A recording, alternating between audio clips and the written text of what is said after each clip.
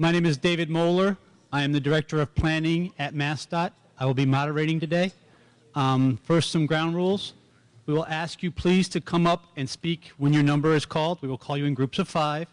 Please come to this mic. If you cannot come to this mic, raise your hand and we will bring a mic to you. Please try to keep your comments to 2 minutes.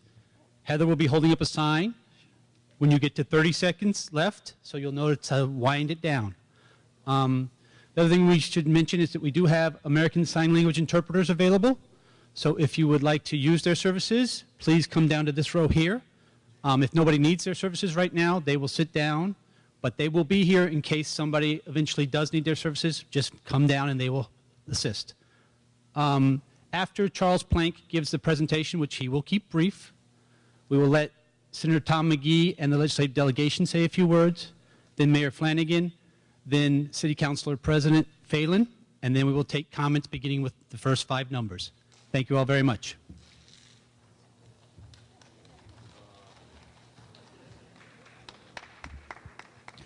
Good evening, and thank you for coming this evening to the MBTA's public meeting on our proposed fare increases and service reductions. We've been going around to a number of towns throughout the MBTA service area. We've had a tremendous response from people coming out and giving us their comments. We're pleased to see so many people here tonight, and we look forward to hearing your comments after the presentation. The information in this presentation and a wealth of other information regarding the MBTA's finances and the proposed changes are on our website. I encourage you to take a look at the information that is there, and if you're speaking to people who are not able to be here tonight, please encourage them to visit our website. There's quite a bit of information there that can be helpful for you. We're here tonight because the MBTA is facing a $161 million budget in its operating budget for fiscal year 2013, which begins this July. We have staved off for the last several years fare increases and potential service reductions by making changes to our debt payments, by restructuring internally, by doing everything we can to lower our internal costs and our operating costs. Unfortunately, the time has come for fiscal 2013 that we need to act in a more strong manner to present a balanced budget. So that's the reason we have put forth these 2 presentations to increase fares and reduce service. How did we get here? This did not happen overnight. If you've been watching the MBTA's finances and our story over the last several years, you will have heard that we've been working hard to try and stave off these kinds of reductions. But a number of our costs, that many of which are directly outside of our control, have continued to increase and putting real pressure on our ability to continue to provide the level of service we do. For example, our fuel and utility costs have doubled in the last 8 or 10 years. The price of diesel and electricity, which fuels our trains, have continued to go up. We have worked to reduce our energy costs internally with savings programs and efficiencies. We actually have 2 wind turbines working. Those are all contributing, but nevertheless our utility and fuel costs continue to rise. The costs for our paratransit service, called the RIDE, have essentially tripled in 10 years. This is due to increasing ridership and also to the large service area that we serve with the RIDE. As many other agencies and businesses have faced increased health care costs, so has the MBTA. We have, in the last year or so, begun moving certain MBTA employees over to a new lower-cost health care system, which is providing substantial savings to the MBTA. As about half of our employees have moved over, and as the rest continue to do so, we will reduce our health care costs. Nevertheless, this remains a very large cost driver for the MBTA. In 2000, the state legislature changed in part the way the MBTA was funded by dedicating a portion of the state sales tax to the MBTA each year. And the projections for those funds from the state sales tax were what you see in the gray bars here. The actual performance of the state sales tax since 2000 is shown in the red line. There's been a substantial underperformance of the state sales tax every year since 2000. Which has caused great pressure on the MBTA's budget. The cumulative underperformance of the sales tax in that time period is about $375 million. In addition to those day-to-day operating costs, the MBTA is saddled with about $5.2 billion in debt from past capital projects. Some of these are for transit projects that were agreed to as part of the overall Big Dig construction project. Some of these are other capital projects that the MBTA funded to improve service reliability, expand service, and enhance service. In particular, accessibility improvements that have been made at 10 stations since the year 2007. We've also worked hard to improve non-fare revenue, which allows us to contribute to covering our operating costs without passing any of these costs on to our passengers. Most of what's represented here are revenues that the MBTA brings in from advertising and real estate sales. We've worked hard to continue to increase those funds, and we will continue to do so in the future. This is just a little illustration of what it costs for us to operate service. The standard bus fare is $1.25 with a Charlie card. And then the cost of the MBTA above that, every trip is subsidized by the MBTA, and that's a decision that most transit agencies across the nation have made to subsidize public transportation because it's a public good. The cost of that subsidy in this case for an average bus trip is about $1.42 that the MBTA pays above what the passenger pays for that bus trip. That subsidy is paid principally out of the sales tax, but also out of our non-fare revenues and the assessments that are paid by the cities and towns. You'll see a ratio like this of about half for most transit trips in the United States. They vary somewhat across cities and in different modes of travel, but this is not a too unfamiliar ratio, what you'll see. I'm sorry, this is cut off a little bit at the bottom here, but I can read what it says. The first chart, the $1.25 and $1.42 for a total of $2.67 per trip. That's an average bus trip. The next one is Route 1, one of our most popular bus services, and just shows you how the operating cost on that bus service, the subsidy the MBTA pays, is lower because we have very high ridership on that service. So for every vehicle hour and for every operator hour that we put on the street, we carry that many more passengers, and our costs go down because the fare revenue is a larger portion of the operating costs of that whole trip. So Route 1 is a route that we are protecting in both scenarios. It will survive either of the scenarios that are posed on the table because it is one of our highest ridership, most efficient, most cost-efficient routes. The next one, Route 74, is about the middle of the pack with a $1.35 subsidy. And the last one over there, Route 48 on the far right, is an example of one of our most expensive routes. It simply doesn't have enough ridership on it to even begin to offset the vehicle costs and the operator costs. We have this kind of information is presented on our website in the impact analysis report and also on a couple of other documents at our website. If you're interested in looking up a particular bus route, that information is on our website. So you can see how it compares to the system average and to other bus routes that you may be familiar with. The same information is again provided here for commuter rail. The average fare on commuter rail is about $3.62, and for each passenger that travels on average on the system, the MBTA pays about $3.30 as a subsidy for each of those trips. To solve our $161 million deficit for FY 2013, we have proposed two scenarios that we've put out on the table. I want to be very clear that these two scenarios that you've seen in this booklet and also on our website, we do not have to implement these scenarios exactly as written, but we do need to do something that's about this size. So if we move a few routes in or out, or if we make a few changes to what we've got in terms of the particular fare structures, that's okay as long as we end up with a solution that helps the MBTA close that $161 million deficit. So your comments tonight are part of how we will make our decision about whether it's Scenario 1, Scenario 2, or Scenario X, something yet to be determined, as long as it helps us meet that deficit problem. The first scenario starts with a higher fare increase, an average fare increase across all modes of about 43%, and that's coupled with a smaller number of service cuts as compared to Scenario 2. Every single fare type is included in this book, so if you're looking for a particular fare media type and what that cost is, the prices are all in here. There are just a couple of sample prices up here on the screen. The existing Charlie card for a subway trip would go from $1.70 to $2.40. The existing cash on board for a bus, Charlie on board for a bus would be $1.50, go up to $2.25, and then the monthly pass would go up to $80 for bus and subway. These are the commuter rail fares for each of the zones. The average is about 40% on commuter rail fares, each zone priced differently. This is a look at the bus service reductions that are proposed for Scenario 1. The MBTA has an aggregate of about 1,600 route miles in its total bus system. That is all the distance our buses travel each weekday. In Scenario 1, we're proposing to reduce about 25% of those route miles, but because of those have lower ridership on each of those routes, we're able to protect about 99% of our bus passengers. We're trying to find, in this case, the best solution for the most people. We're trying to focus our service, the few dollars that we have for operating, on those routes routes that carry the largest number of people.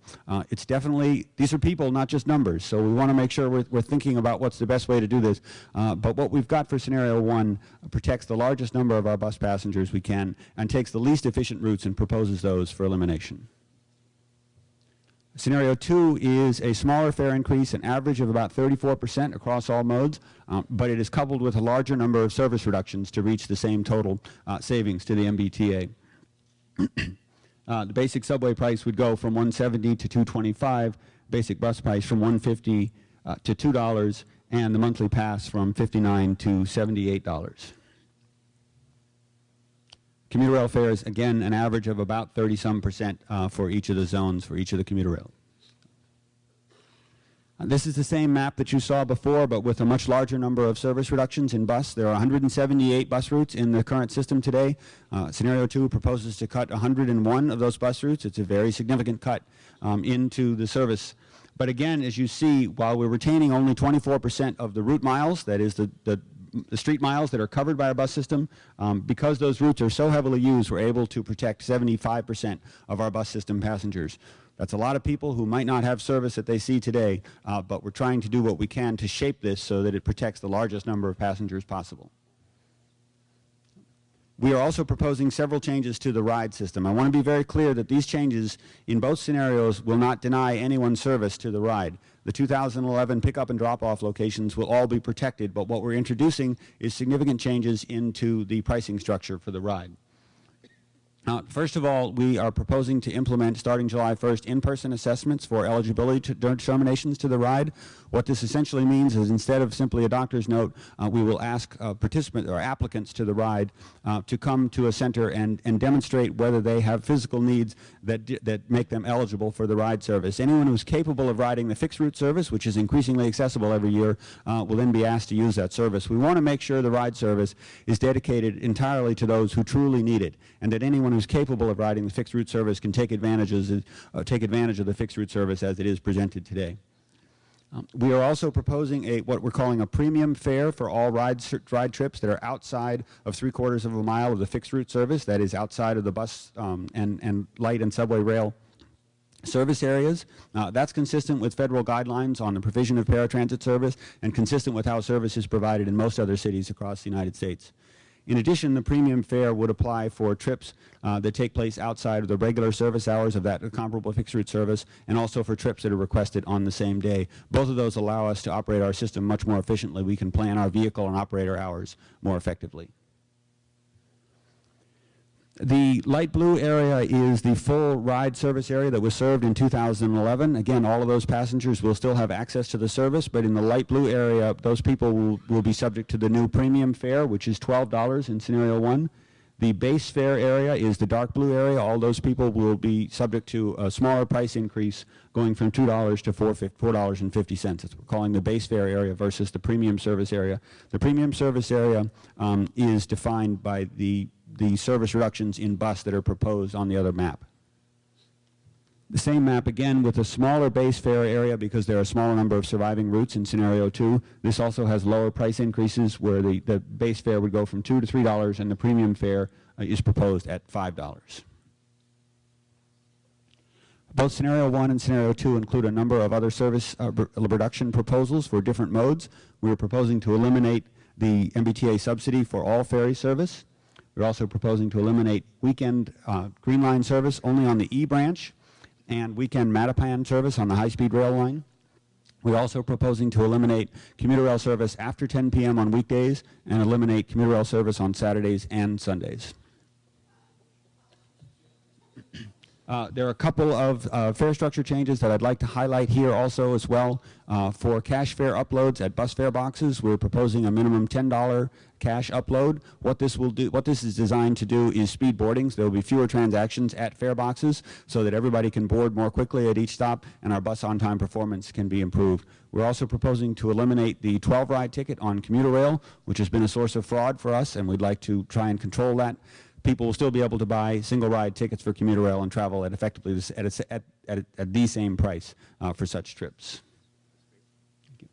Again, just an overview of the two scenarios. A 43% average increase proposed in scenario 1, 34 in scenario 2, but coupled with a larger number of service reductions in scenario 2. That principally affects the bus. The other service eliminations that are proposed are essentially the same in scenarios 1 and 2. This will have a significant impact on our ridership. It's a little bit cut off at the bottom there, but when you look at total annual ridership across all modes across the year, we could lose as many as 17% of our passengers. That's the combined impact of the service reductions and the fare increase. The fare increase will certainly drive some people off the system who may look for other options. The smallest estimate is 9% of our ridership affected by scenario 1. There will be some range our models have estimated in each case. Our next steps are to continue the public meeting process. We've had, I believe, 13 so far. This is our 14th. We are reaching out to as many communities as we can. We've had a tremendous response, as I said before, and we appreciate that people are taking the time to give us their feedback on this. We will provide a final recommendation to the MBTA board in March with a request for a vote on that board in April. And then whatever the final changes are would be implemented in July 1st. We have about 3 more weeks of public meetings of this sort that we're reaching out to people from. David already spoke about how people will speak. If you would like to speak, you should have been given a number at the front door. If anybody would like to speak and did not get a number, you're welcome to go back out to the top and get a number, or we can bring one down to you. What we would like to do is ask people to speak at this mic. Have just one person speak at a time, please. Try and limit your comments to 90 seconds. I believe we have quite a few people who'd like to speak. I know David said 2 minutes before, but I think 90 seconds would probably be a better number for us. Anyone who does not get a chance to speak tonight or thinks of something afterwards, please feel free to communicate with us by telephone, mail, or email at this contact information as is listed above. And remember, please, that we have a large amount of information on our website if you have any questions that you don't get answered tonight. First off, as I mentioned earlier, we're going to have Senator McGee and the legislative delegation speak. Then we'll have the mayor speak. Then we'll have the city council president speak. When you see the city council president speak, if you're numbers 1 through 5, please make your way down here. Come to Scott Darling, who will process you down in the mic. If you cannot get to the mic, please raise your hand, and we will certainly bring a mic to you. It is not a problem at all. So, Senator McGee, and the rest of the legislative delegation, please. We have a lot of people here that want to talk about their personal experiences on the impacts of these proposals. I just want to thank you. I want to thank Secretary Davey as well, who was here, and General Manager Davis for having this hearing, and Lynn, and I want to thank all of you for coming today. And we've really got a chance to hear a little bit about this, and I think my colleagues and I recognize the crisis that the MBTA is facing. Actually, the crisis we're facing statewide with a huge crisis in transportation in Massachusetts. Probably $1 billion a year that we need to fill in terms of what we're not spending to make the transportation system work. But what we're talking about here is the real impact on the economy, but more importantly, the people in this district in terms of these proposals. This is the lifeblood for most of the people in this area. This is how we continue to grow our economy. This is how people get to work. This is how people get to their medical visits. This is how they get to the hospital. Many, you could see on that list there, Marblehead and Nahant and Lynn, even on the scenario that showed a small amount of cuts. Those are the only way that people can get in and out of those communities, that can get to work, that can get to places they need to be. So I would suggest that these cuts are going to be devastating, that these cuts that are proposed aren't going to benefit the people in the district, but more importantly, the people in the Commonwealth. And I would urge you to look to any other way to solve this problem. And I can tell you, we need to find a solution. So the City of Lynn, we have the second largest users of the ride. Boston is first, Lynn is second. Not only does it impact the families, it impacts the businesses that people are able to get to because they can't drive, whether it be the grocery store or the CVS or whatever it is. This impacts families, it impacts business, it impacts the whole community on the district that I represent. And I just want to, I'll finish with this, and because I know that Secretary Davey and General Manager Davis, we had a lot of discussions related to this, and you know how I feel about this. We need to, as a Commonwealth, We need to build support for a comprehensive, long-term solution for the transportation problems we face in the state of Massachusetts. If we don't do that, if we don't come up with a recognition that we need to find revenue to solve this problem in a statewide comprehensive plan, we're going to continue to have these very tough decisions to make. But I would urge you to look to different ways. We can't have these cuts happen in this district. Thank you for having us here today. Thank you, Senator.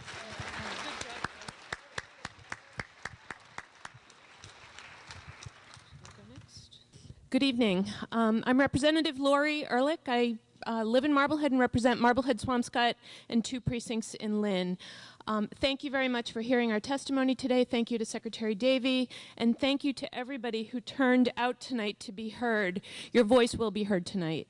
I would like to first, in a unique way, Senator McGee and I both represent Marblehead, but there's quite a bit of representation here for Lynn, especially, so I would just like to put a particular focus on the bus routes in Marblehead that will be eliminated and the impact on the quality of life for people who take those buses. They will no longer be able to reach their jobs. And the buses travel in 2 directions. So I'm hearing from many businesses in Marblehead specifically that they will their entire kitchen staff will no longer be able to get to work. These are people who have chosen those jobs knowing that they will have the ability to get to and from work.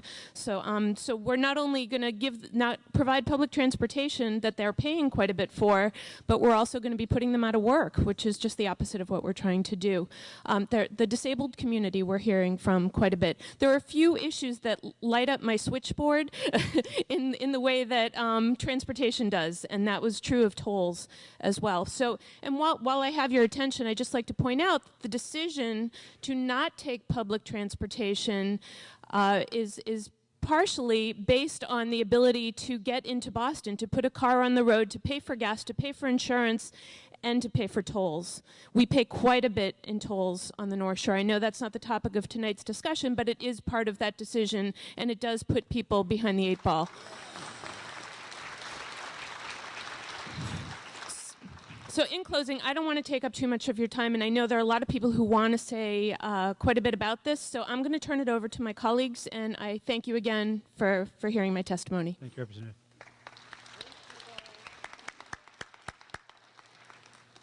Good evening. For the record, my name is Representative Bob Fennell, represent 10th Essex District in Lynn. I'll be very brief. There's a lot of people here tonight that came and talked. I thank you for coming this evening and allowing our constituents, the citizens of Lynn and the North Shore, to be able to tell you what their needs are. Hello? Hello? Okay. Okay. Once again, I thank you for coming and allowing our constituents and the residents of the North Shore to be able to tell you their stories of what their needs are and the importance of keeping transportation the way it is today. I'm opposed to the cuts. I'm opposed to any cuts that you're going to make, especially during the increases that you're also suggesting. Before you cut the lifelines of the people that need these services, I would ask you to go back and continue the theme that was done several years ago, reform before revenue, and ask you to go back and look to see if there's any other cuts that can be made within middle management or any other place where you can look at reducing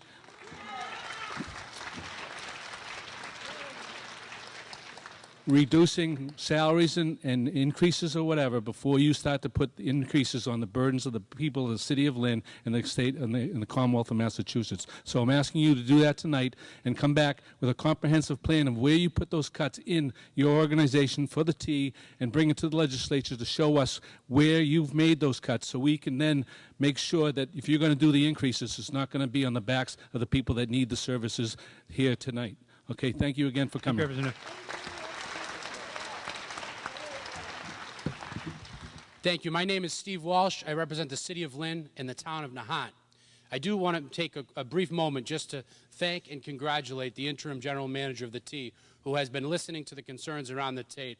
He has a bit of a target on his back, but he's doing an extraordinary job, and I know that he may not be in the running, but I truly wish that he would be the next general manager. I want to talk a bit about equity, because we were here 5 years ago at the CMCC building up the street when we had the same conversation about cuts to services.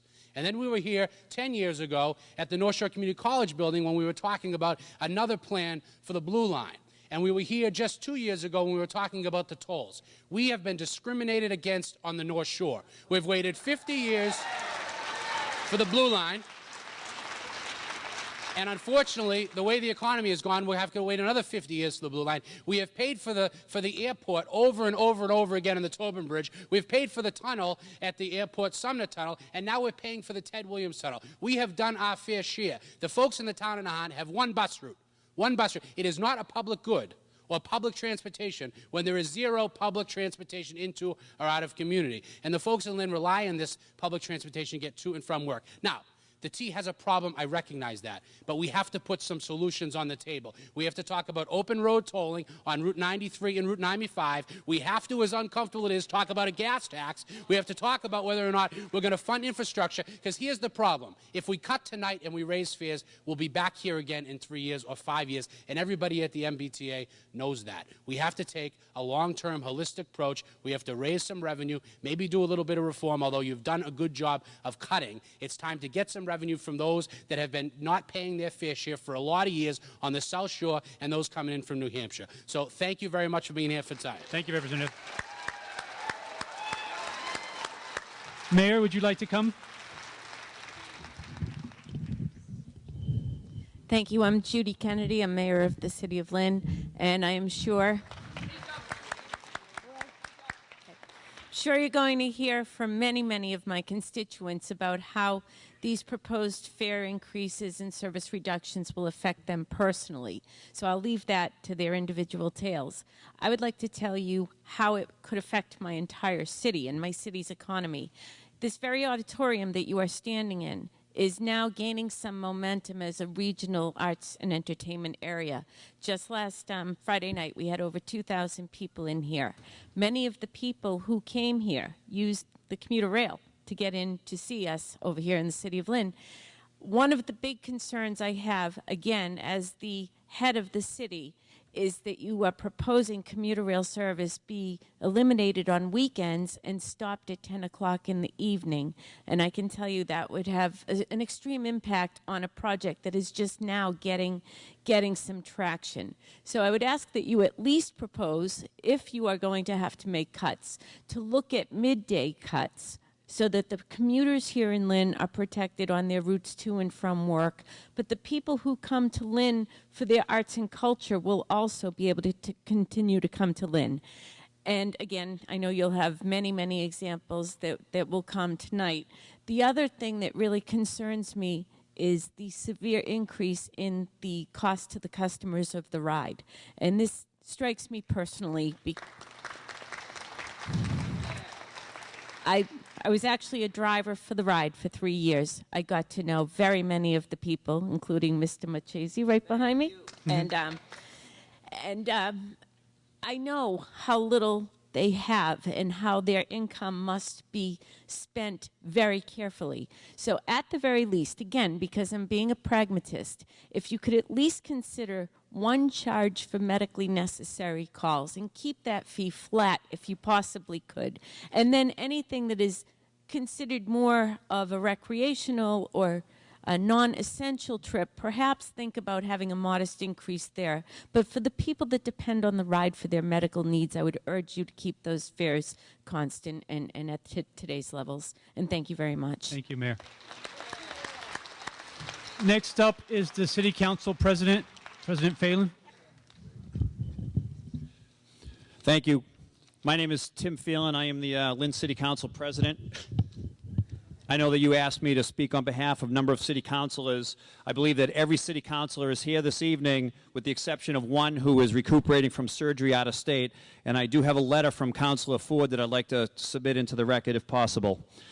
Councilor of Ward 1, Wayne Losey, is here. Councilor of Ward 2, Billy Trahant is here. Councilor of Ward 3, Billy Trahant is here. Councilor Darren Sear, Rich Colucci is here from Ward 4. Brendan Crichton is here from Ward 5. Pete Capano is here from Ward 6. All four councilors at large are here. Myself, Councilor Cahill, Councilor Buzzy Barton, and Hong Net. They are representing the people of the city of Lynn. What's most disheartening to me is I see these two scenarios, and you say from the very beginning that we don't have to pick one or the other, but we have to get to that final number. And I'm tired of hearing that we're still continuing to pay for the big dig. I'm tired of it. Anytime there's any overcost in anything at the state, it's because of the big dig. I saw your presentation where your costs have gone up over the past 10 years. Well, everybody in this room's costs have gone up over the past 10 years, whether it's food, whether it's insurance, whether it's gas, whether it's clothing. We all live in the same world. People are having difficulty now affording the costs of this. Seniors are on fixed incomes. These cuts unfairly target minorities, the seniors, and students.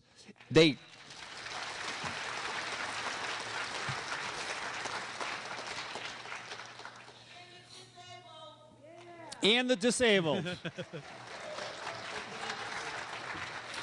It also unfairly targets communities like Lynn, because more affluent communities don't use the services like the city of Lynn does.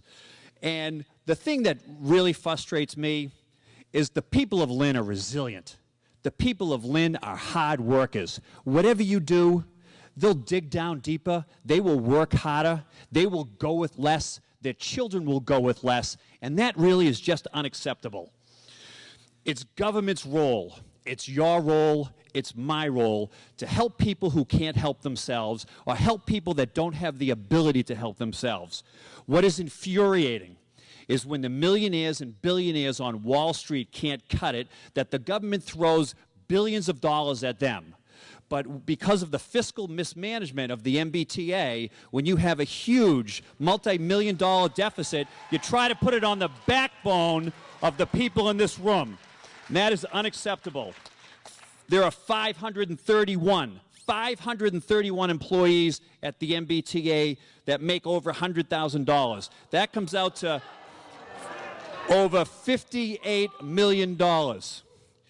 When you make your decisions, and you look in the mirror and you lay your head down at night, you make sure that you understand that this is not just a financial issue, that this is a moral issue.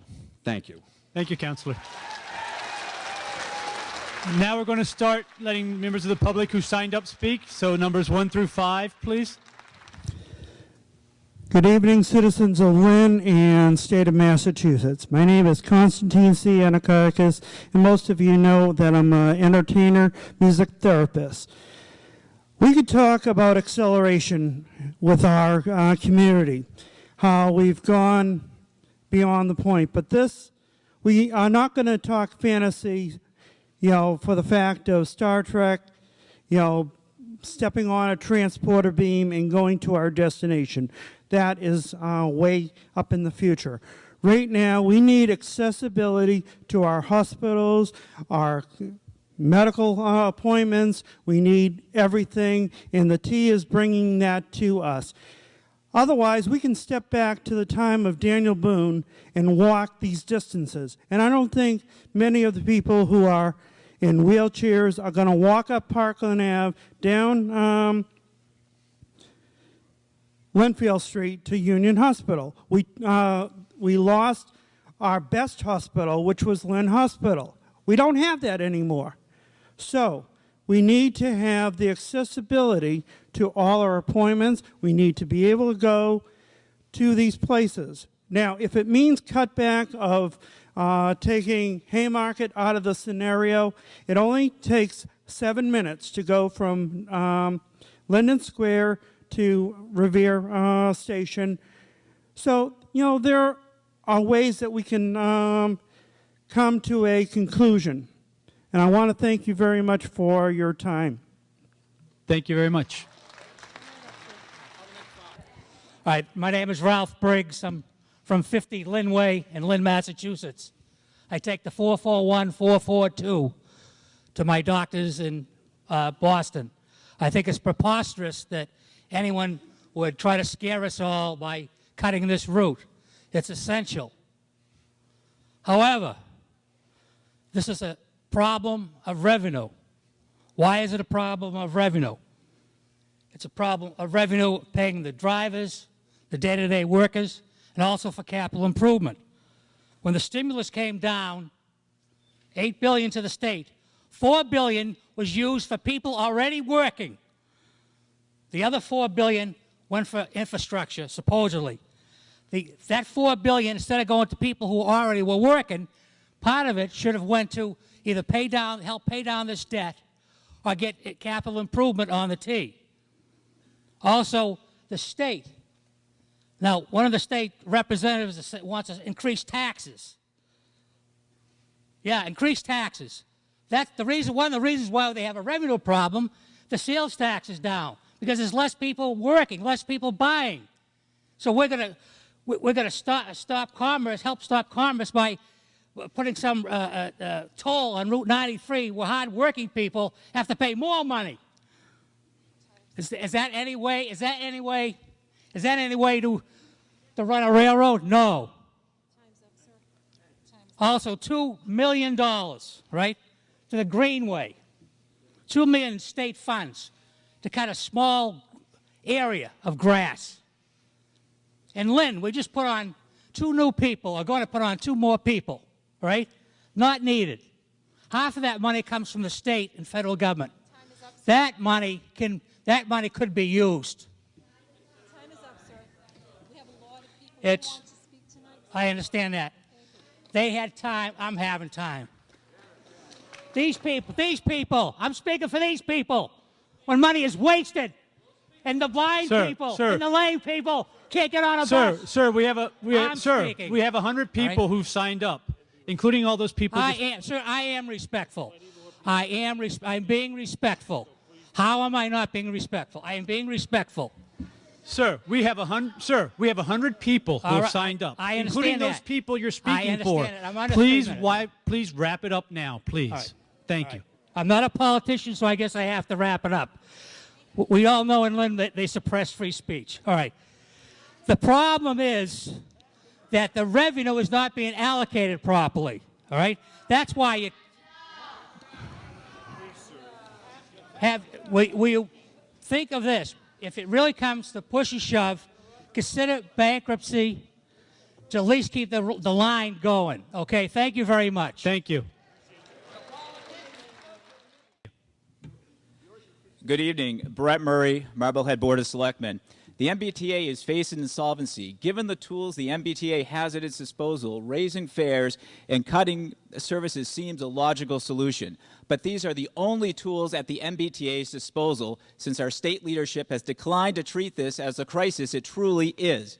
Back in 2009, the MBTA fare increases and service cuts, proposed actually increases service cuts in order to deal with $5.2 billion in debt, which consumed nearly 30% of its operating budget. Do these numbers sound familiar? In response to the uproar of the potential hikes, the state legislature agreed to $160 million additional funds due to the sales tax increase to prevent these. Now fast forward to 2012, we find the MBTA with a debt of $5.2 billion, and we are still find the MBTA dedicated nearly 30% of its operating costs to pay interest on this debt. And we find ourselves without a long-term solution. This is unacceptable. It is evident to me that this problem has reached crisis levels. Cutting services and raising fares only masks the severity of the problem with short-sighted and short-term solutions. The MBTA alone will not be able to solve this problem. We need our leadership on Beacon Hill to engage the MBTA with a sustainable long-term solution. In 2009, State Representative Alice Wolf of Cambridge said, "It's no good just being mad at the T. We have to find some overall solution." So I ask everybody here to tell your state representatives, tell your state senator, and tell the governor to stop being mad, to start being constructive, and join the MBTA at the table. Massachusetts can fix this MBTA, but we need leadership from our elected officials. Thank you. Thank you. Good evening. My name is Betty Gonzalez, and I am at the Glass Elder Center. I would like to know, first, you are elders too, no? And here are too many elders. Why you have the possibility, number one, and the number two, and you trying to strangle all the elders with the percentage you're trying to take it out? We're actually not taking questions, but the problem... Do that again? Okay. Yes. You have the possibility here, number one, and the number two. Why, for the elders people, is the high percent that you want to take it out for the MBT? Yes, I can. We're actually not responding to comments, but I will answer this question. The percentage is high because it's on a low base. So elders currently pay 33% of the fixed cost, and now under this scenario they'll pay 50%. Yeah, but it's a lot for the elderly people. Yes, ma'am, I understand. More the elderly people, we don't receive a lot of money than to have the high Yes, ma'am. price that you want to put it on for us. Yes, ma'am, I do understand. Yeah, I'm Leslie Pugh, and I'm from Lynn, and She's trying. I'm speaking for the Greater Lynn. Yeah, okay. Greater Lynn Senior Services, and I'm a member of it, and I know for a fact that a lot of people can't afford the rate increases or the budget cuts. And I also have a son who is looking for a job, and he is not.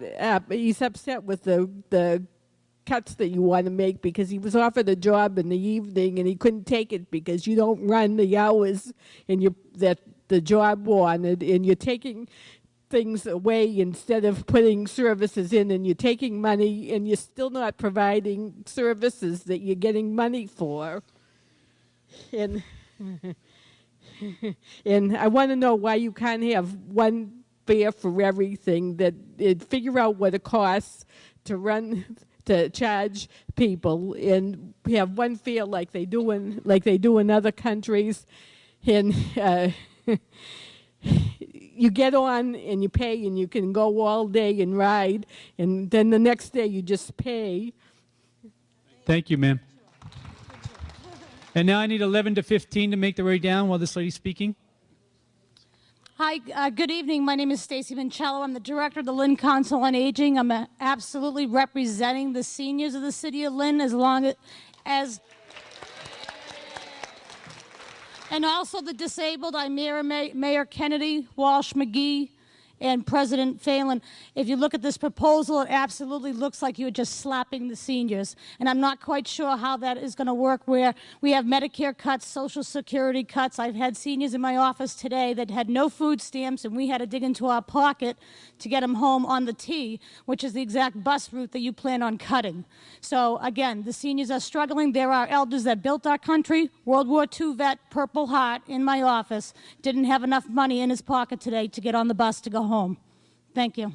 Thank you, ma'am.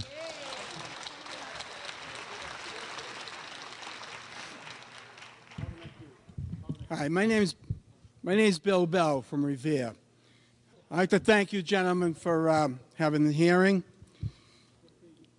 I'm not just going to say don't increase the fares for the elderly, the senior, and the disabled, and the students. I'm asking you people to use some innovation, maybe have a contest for the general public how the T can raise some money and stop spending some exorbitant fees.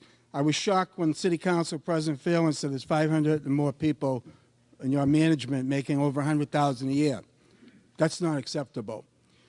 You have parking lots throughout the Commonwealth of Massachusetts. You're giving away some of your money to outside vendors. You don't collect, for the most part, weekly fees in your parking lots. There's a way to get the money up front and cut down some of those outside vendors' fees. It'd be interesting to see where those companies are coming from. You have to have innovation, and you have to have some means tests for some of these rides. But I implore you not to cut out the services for the elderly and the disabled and the students. They're the least or the most vulnerable in the Commonwealth. Thank you, Mr. Chairman. Thank you. If I can have 16 to 20, please. 16 to 20. Good evening, everybody. Can you all hear me? I am. Yeah. Can I put it in my hand? Yes, you can take it out and put it in your hand. Yeah, go ahead. You know, just like I was a singing star, you know. I'm not. Yeah.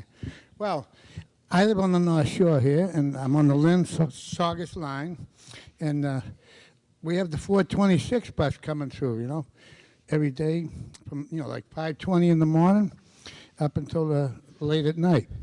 And I depend on that bus, and so many other people do.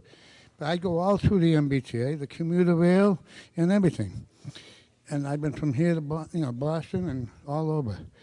And I take a lot of the buses, and I also have the ride too when I need it, because I had an accident a couple of years ago, and they got me the ride, so I can use that in the bad, real bad weather. But there's people that need it a little more than I do, But they don't need to make the cuts on anything, But that's the way everything goes. But we got to have these buses, because I travel all over the T. The commuter rail. I got to go to Gloucester sometimes for the record stores and everything up there, And plus, it'll put people out of work, wouldn't it? Wouldn't it put people out of work if they cut buses?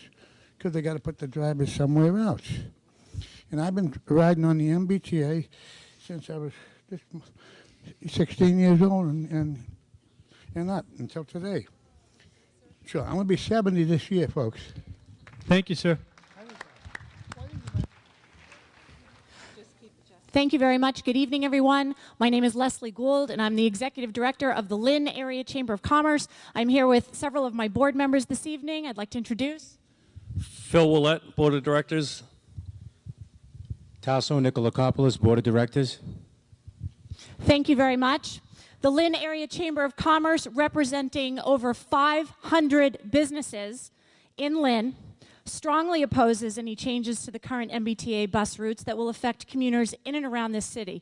We represent 7,000 employees. For both businesses and residents, access to Lynn in all points in the city is extremely vital. With over 3,000 businesses in the city alone, many of their employees rely on daily public transportation. Not to mention the fact that there are always those hiccups, as I call them, in life. Your car will break down. Someone else will need the car, et cetera, et cetera, et cetera. You come under circumstances where you will need your car to get to work or get to a business that you want to frequent. As the 9th largest city in the Commonwealth, Lynn deserves to have a public transportation system that can service the 90,000 plus residents and the thousands of people that do come into the city.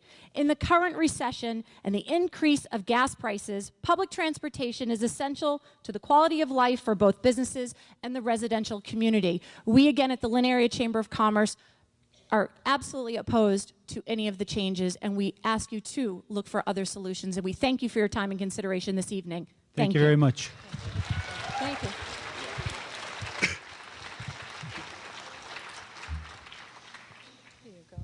Hi, I'm Mary Margaret Moore, Executive Director, Independent Living Center of the North Shore KPN, the voice for people of all ages with all types of disabilities who live or work or want to live or work in the 25 communities from Melrose to Gloucester.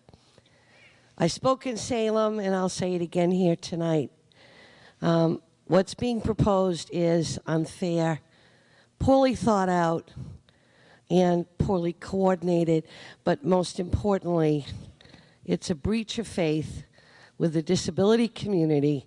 When we first put in the ride, and there was one rate for all people with disabilities in every community served by the T.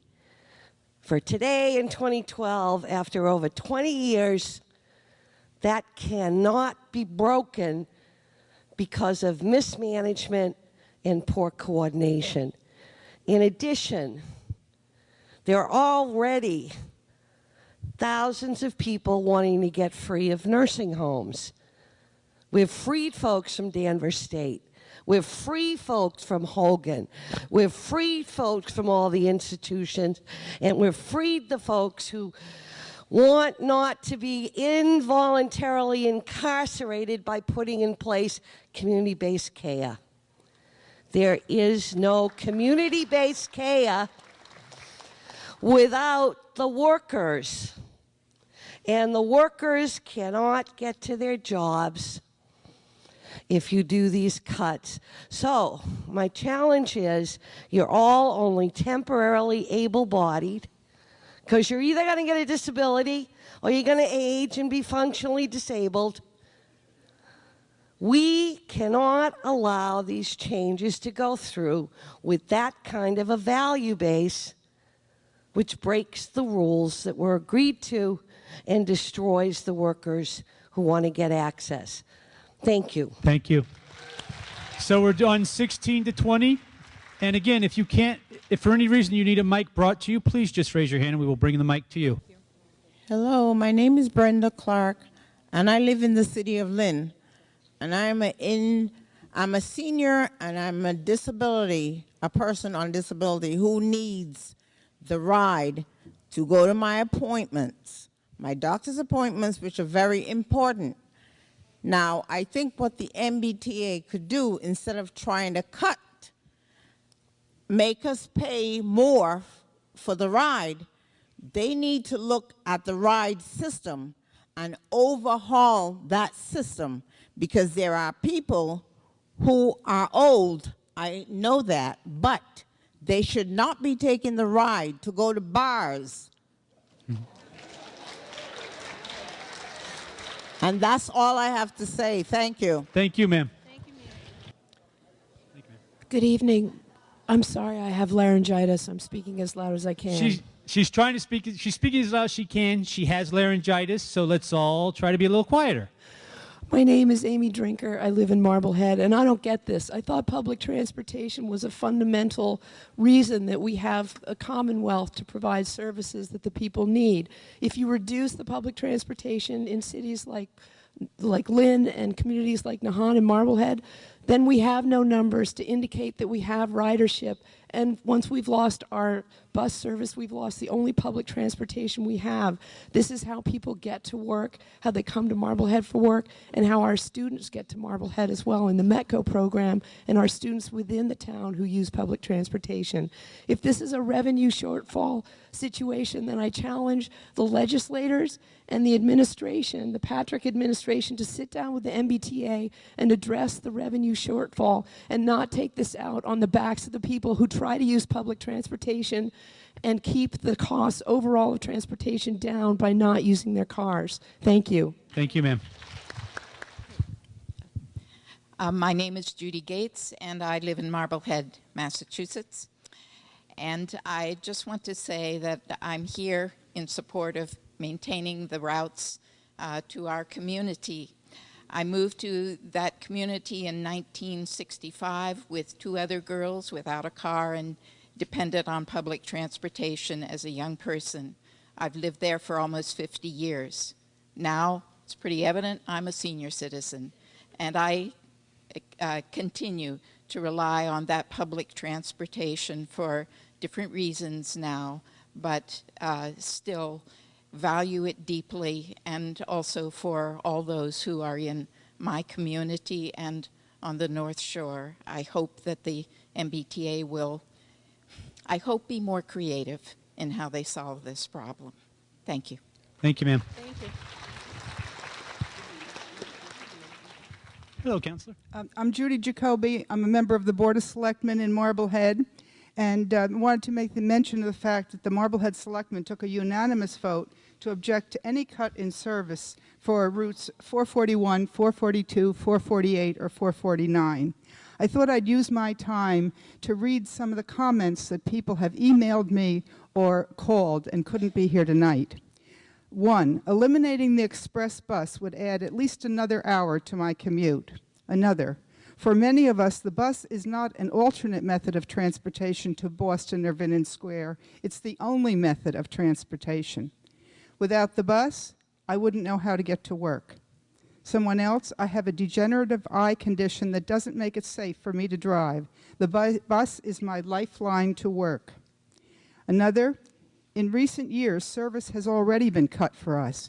No Haymarket service on weekends and substantial cuts on weekdays. Another, terminating service at Wonderland would provide a terrible hardship for me. One Saturday, it took me longer to get from Back Bay to Marblehead than it did to get from New Haven, Connecticut to Boston via Amtrak. So I would just say that also 17% loss is not insignificant. And just a quick comment on revenue. I go to Boston quite often, and when I ride the Green Line, it's amazing how many people jump on free in the back doors. So I think that you could look at that. Thank you. Okay. Thank you. My name is Kathleen Leonardson, and I'm here representing the Marblehead School Committee. Last week, we voted to oppose the proposed cuts in MBTA service to Marblehead because it would negatively affect our students that ride the bus. Maybe you didn't think about that. In some cases, our students use the bus for in-town transportation, but in addition, of greater concern to us, many of our Metco students with homes in the Boston area utilize the MBTA bus service after participating in after-school activities. So Marblehead is a long-standing supporter and participant in this Metco program because of its benefits to our students' experience of learning. We urge you to take action to prevent these drastic cuts which have a negative impact on our students, particularly our Metco students who we value. Thank you. Thank you very much. My name is John Walker. I work with an organization called Transportation for America. We do a lot of advocacy work around getting funding for the public good that is public transit and for strengthening our transportation system as a whole. And I think Senator McGee said tonight that this is more than the MBTA, and I think a lot of the testimonies we're hearing when we talk about people aging in place and aging in your home and you need to get around, we're hearing very good testimony here. We hear it at all these hearings. We've been going to them in Lowell and Attleboro. It's the same story, and it's the same story outside of where the MBTA is. So these fare hikes and service cuts they're proposing fill in a gap for 1 year, but we still have a problem for our entire transportation system. And it's going to happen to elders and the disabled everywhere across the state. We need to have a solution for this. And the solution isn't going to come from any of the folks here. They may have some ideas, but they can't pass any legislation that'll raise revenue. They can fire everyone. We could sell their organs in the black market. We still won't have enough money to fill in and to pay off the debt that we have and to address the issues not only with the MBTA, but we haven't even discussed what Mass Highway has in their budget in terms of issues to resolve. So this is something that needs to be tossed to your legislators. Some of them were here tonight. Give them a call, start harassing them, tell them you need a solution. And it's not just the folks here in Lynn. You've got Senator McGee who is on the committee to resolve these issues, but you also need to reach out to friends and family who live around the state and let them know to call their representatives, call their senators. This is a problem for the entire Commonwealth, and the solution has to be something that works for everyone in the Commonwealth. So if it's something on the gas tax, if it's something on a payroll tax, if it's somewhere out there, it's going to be a combination, a little bit of everything. Where we all got to pay into it. It shouldn't be just one group getting screwed by this, but it should definitely not be seniors, disabled, and students getting screwed just for the short term, and we're going to have the same problem again next year. So, okay, thank you. So call your legislators. Thank you. Now, if numbers 26 through 30 could be making their way over while this lady is speaking, please. All right, can you hear me? I'm Don May of Lynn, Massachusetts. Now, I've been riding these trains and buses for over 25 years. 2 weeks ago, I got kicked off the train. Why? Because I didn't have my handicap card. I may not look handicapped, right? I look young compared to you old folks. Well, I'll take this card right here, my husband's card. I'll take this $1 million bet right here that him and I will go on that bus tomorrow, and he'll get a free ride. Why? Because their employees don't check nothing. Okay? I've gotten free rides even when I was working. All right? So let's take that bet while I go to Salem Hospital tomorrow, okay? You and I, and see how much your employees don't check, because they're going to look at you. Oh, you're elderly, because you're a lot older than I am. I'm younger. I'm handicapped. Thank you, ma'am. Hello, my name is Brenda Arnold, and I'm a representative from the board of the Old Marblehead. I'm from Marblehead. Yeah, close. Hold it really close. Oh. There you go. I live in Marblehead, and I'm on the board of the Old Marblehead Improvement Association, and our board unanimously is opposed to the cuts to our service. Our service is in the historic district. We are at the end of the line of 441 and 442. And a lot of us use it. A lot of the workers that come to serve our stores also use it. And we strongly hope that you find another solution to the problem. Thank you. Thank you, ma'am. Hi, I'm Laura Scalise, and I'm the administrator and the owner of the Jesuit Nursing Home in Nahant. and we are also the largest employer for the Nahant community. We have 57-bed facility with 65 employees. We need the public transportation for our employees to get to work. We need the family members to come visit the residents with public transportation, as well as we need the ride to come into town to not only take the residents at my facility, but the other elders in our town to be able to go to their appointments and to go shopping. And the last reason we need to have public transportation in Nahant is to have other people who are living in Nahant, students and workers who need to go get public transportation for their jobs, to leave the town of Nahant, to go to Boston and Lynn to be able to work. Presently, our workers come from Peabody, Linfield, and they take 2 and 3 buses to go to their jobs every single day. And so we're asking the MBTA to do this. The two ways I would think that they could look at to do cost cutting is have smaller buses maybe coming to Nahant if we have smaller numbers. And the other thing is really look into corporations and try and partner with corporations who are in the community and in the area in order to get funds for the MBTA to be funded to help all our residents. Thank you. Thank you, ma'am.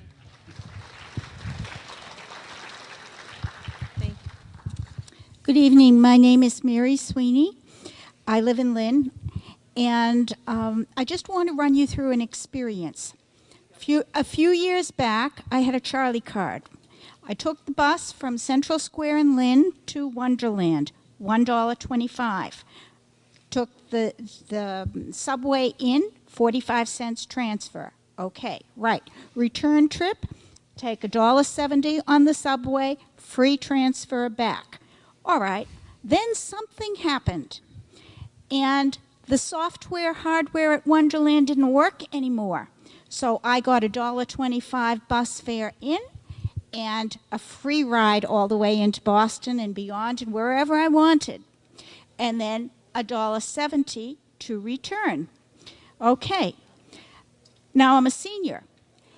Oh, by the way, I did write to you people, MBTA, Department of Transport, and the governor to report that this malfunctioned. And I talked to your people. I never got a reply, acknowledgement from anyone. Nobody ever picked up anything. You know the story about the lottery where the guy wants to win the lottery, and finally God bends down and says, you got to buy a ticket. Well, you got to collect the fare. You got to fix the machine. Thank you, ma'am. Sometimes I shake. Real close to it. Okay. Real close. All right. First of all, I am here because I have 2 daughters who work in the mall in Danvers, and they have to depend on the bus to get to their work and back home. They work in the stores. The stores don't close until 10 o'clock, and they also work weekends, and it'd be very, very hard for them to get home. They do not have a car, access to a car. One, her husband is a disability, and he cannot drive. Secondly, and I'm going to make it fast, another thing, so I'm 76 years old. I take the ride bus also, and that helps me to do some of my shopping because I'm not getting any younger, and sometimes I have hard time with my legs. So I really need that ride bus sometimes to get myself going, to go in and out, to do shopping, or to go to the doctors, or go different places. And I'm just hoping that that doesn't stop or cancel. And as far as the weekends, too, sometimes people do need to go to work on the weekends, and back to the public transportation. Again, my children won't have no ride to work, and they have to support themselves. They have a rent to pay, which is very, very high. So I'm hoping that they can keep the transportation. Thank you. Thank you, ma'am. And again, I'm on 31 through 35, please. The concern I have, I don't look disabled, but I can only stand for a few minutes, and I can only walk 100 meters without sitting down. And so I don't get a doctor's note even. I can't even convince the doctors that I'm as sick as I am. The problem for me, though, is I can make it. on the things the way they are now. But after you cut these services that you're talking about, it'll make it harder and longer each trip. And although I would still be able to get to Lynn, to get to some of the areas that I need to go to would be more difficult. So I'm not ready for the ride yet, but I will be in a not too distant future. In talking with Mr. Walkie, who spoke a few moments ago, he can give some testimony as to the differences between this system and others around us in other communities. One of the big problems is this is a farce. To have tied the transit service to the debts that it's tied to is not part of any other system that you're comparing to. When you say you have $5.2 billion in debt, it's because you're not counting apples and oranges the same way as other transit systems. You need to reassess your total finance. We learned the other night on TV that in the PBS channel that in the old Greek forum, you had to sacrifice an animal and bring the animal's parts to the stage when you testified, and that's where the word comes from. And you need to grow some and go talk to the legislature more seriously. Okay, now wait a minute. We've talked about me selling my organs on the black market, and now we've told me to grow some. So I think we're done with references to my anatomy. Hello, and thank you for being here tonight. I'm Lainey Titus. I'm the chair of the Nahant Board of Selectmen, and I'm joined here tonight by my fellow board members, Mike Manning and Richie Lombard. We're not going to read our whole testimony. We'll submit that to the MBTA for your review. But we're here in opposition to the proposed elimination of Route 439, which is the only public transportation in the town of Nahant. Eliminating this bus route would completely eliminate any public transportation in the town. Obviously, this is a major concern to our residents who use this to reach their jobs, their doctor's appointments, and also the children of the town use it after school. In addition to, as Maura had testified, employees that come to town to work. This would leave no options. I know in your proposal you had stated that people would look to other options. For these people that use this bus service, this is their only option. So we ask that the MBTA look at other means to save money. Perhaps looking at smaller vehicles. We know our ridership numbers are low, but to eliminate it completely would be devastating, and so we'd look to do maybe smaller vehicles. And also, I know one of the residents that contacted me, we have heard from many, suggested lining up the bus times with the commuter rail times in Lynn. Right now, they just miss the bus or just miss the train. If you could time those up, you could possibly increase ridership. So we ask you to take a look at this again, and this would be completely devastating for those people working and living in the town of Nahant. Thank you. Thank you, ma'am. Thank you. Would you like, sure. I just have one thing to say. Have you thought about meeting with the governor about the casino bill and get a piece of that action? I mean, to pay for this? I mean, they just signed 3 licenses. Why can't the MBTA get some of that, some of those funds? Actually, transportation does get some of that money, but that money is certainly not here yet. And we have a $161 million deficit beginning in July 1st. But we do get to share that money. Thank you. Hi, Mary Ellen Palermo from Lynn, and just want to say what a hardship already the transportation system in Lynn to get to Boston or to get around Lynn is so inefficient and ineffective.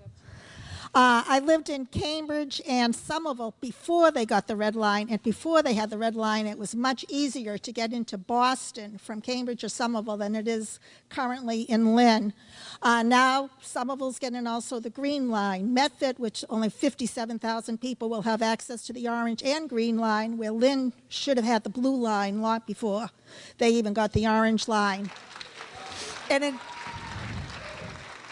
in addition to that, we only have one stop on the commuter rail. If there's an express train coming out of Boston, those of us in Lynn have to sit back and wait an extra half hour because express means it doesn't stop in Lynn. Even though we're paying $151 a month for the commuter rail service, it skips over Lynn. Anytime coming out of Salem, if it's crowded, it skips over Lynn, and again, we wait another half hour for the next train. So in essence, we don't really have, during the express times, any service. If you eliminate eliminate on the weekends the commuter rail, people going to work will have no way to get into Boston. If you have the Suffolk Downs become a casino, we need the Blue Line even more, because how will we get to Boston with the increased traffic? We pay some $31 million a year to go over the Tobin Bridge, a good portion of that coming out of our pockets, paying the debt, paying for the roads for other people. We're paying some $400 million, including the tunnels, and at that time, we get nothing. We should be getting bonuses and extra privileges for all that we give to the rest of the state in terms of tolls. Thank you, ma'am. Good evening. My name is Jack Suswack, and I am a 29-year-old transit enthusiast and frequent rider of the MBTA who is currently unemployed. So I certainly know how the financial state is these days, and it's not very pretty, and I know the T is dealing with that today. But the idea of raising fares and cutting services that the people in the community would use is a big mistake. Currently, I do not drive, so I personally rely on the MBTA service to get me anywhere. For example, my last job was in Boston by Government Center as a U.S. Census Bureau employee, and I took the 450 or the 434 to get to work every day. Now, that wasn't too bad of a commute because it was a one-seat ride. But if you make the buses, eliminate the buses, or have the buses go to Wonderland, it becomes more than one ride, longer, and a lot of things happen. Another thing that bothers me a lot is that in both scenarios, the 436 bus that goes from Central Square up Union Street, Chestnut Street to Linfield Street, then went on the way up to the malls in Peabody and Danvers, would be totally removed. I feel strongly that this bus should be saved because it's a vital link to Lynn and Union Hospital. Also, Lynn relies on its direct link to the commuter rail to get residents in this region into work, retail, travel, and other necessary reasons. If you cut the services on nights and weekends, you can go to a ball game at Fenway Park, or a museum like Museum of Science, or anything like that. And the loss of business revenue due to these cuts would not help anyone. So I don't think these potential losses overrule any potential savings for the MBTA. In conclusion, I understand the T is in dire straits right now, but I feel like these proposals would not work and it would not help everybody, and we need to reconsider that. Thank you and have a nice night. Thank you too, Jack.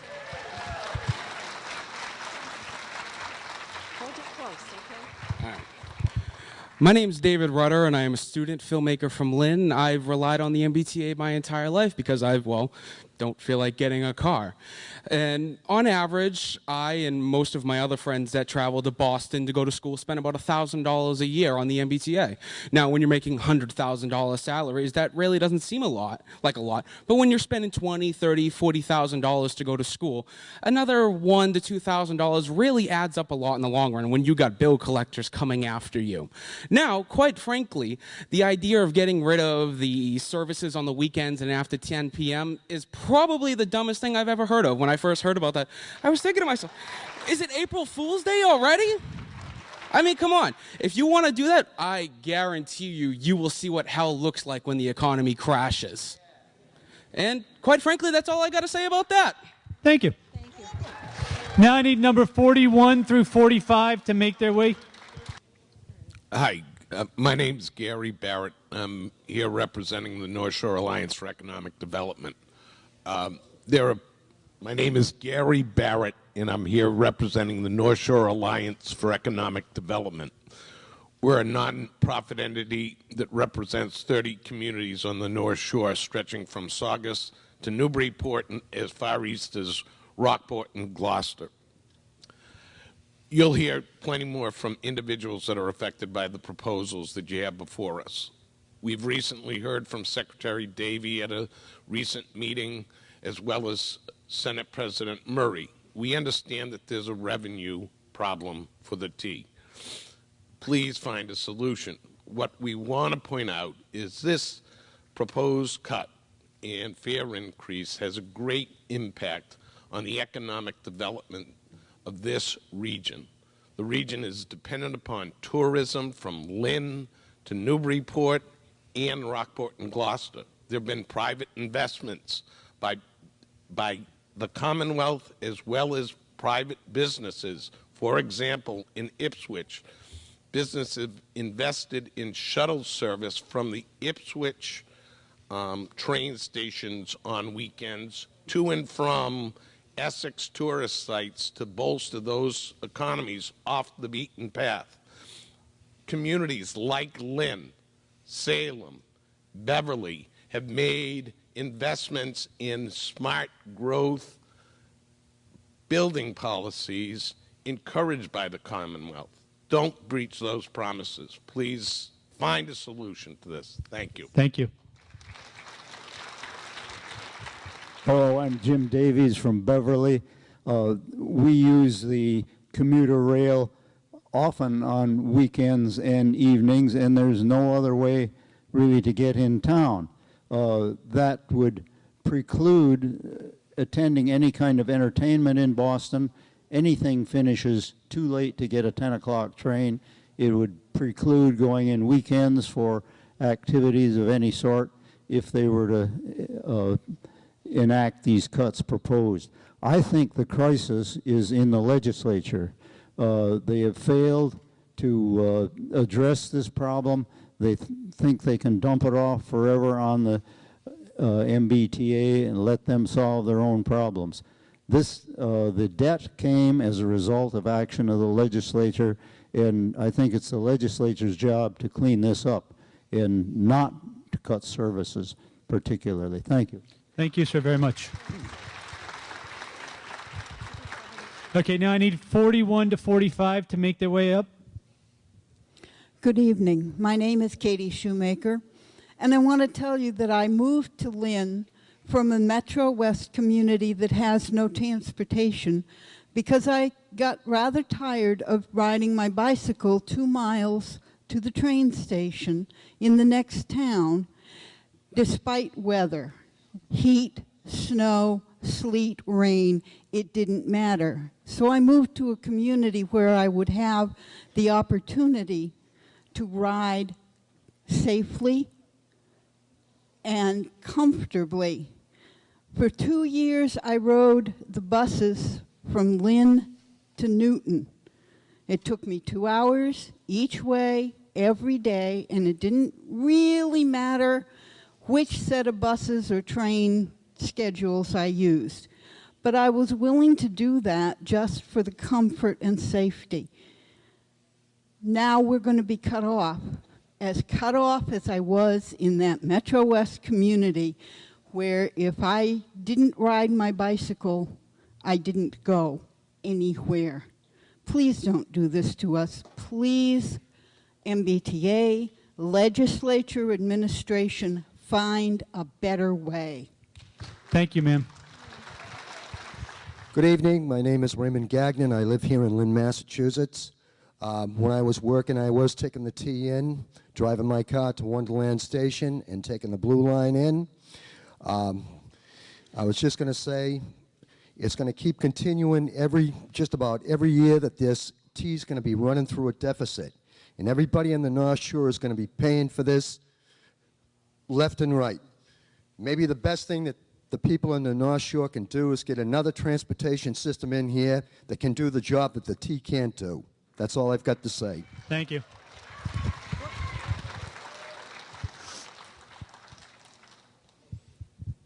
My name is Will. I'm from Lynn, and I believe that everyone who has made their comments have a point. I think the problem is extremely complex. I think it's bigger than the MBTA and the state legislature. I like to recommend everyone present to watch a YouTube movie that's a documentary called The Zeitgeist Moving Forward. And the reason is we have, not mentioned tonight, the real serious problem of our oil, right? We're addicted to oil, and it's being depleted faster and faster. So what we have as a problem presently is only going to get worse. Half the nation is in trouble because we fall under what's called the low poverty level. But that's not the real issue. The real issue is what kind of energy system are we going to have in place to take care of the whole population. And so presently we are addressing these problems as if we were Band-Aids. We need a holistic approach that's going to cure not just the symptoms, but the real core of the problem. Thank you. Hello, my name is Caitlin Heathman. I'm a resident of Saugus. I'm a student at North Shore Community College here in Lynn and a member of MassPerg. And more importantly, I'm really horrified at this proposal by the MBTA, especially at the way that these fare increases sort of slap students and seniors in the face. There's just no way for students and seniors to absorb the kind of cost that you're proposing.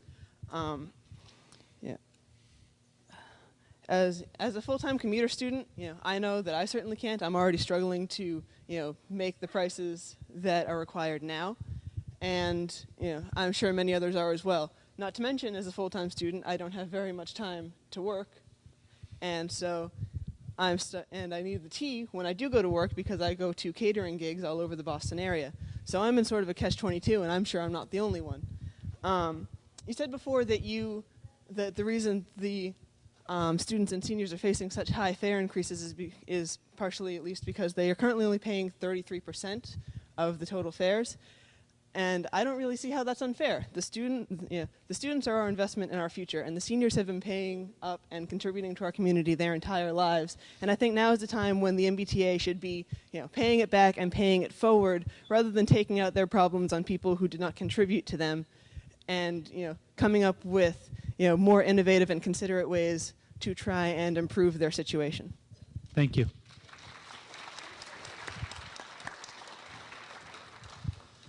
Hello, my name is Donovan Pickler. I live in Saugus, and I'm here with MassPerg. I'm a full-time student and a worker.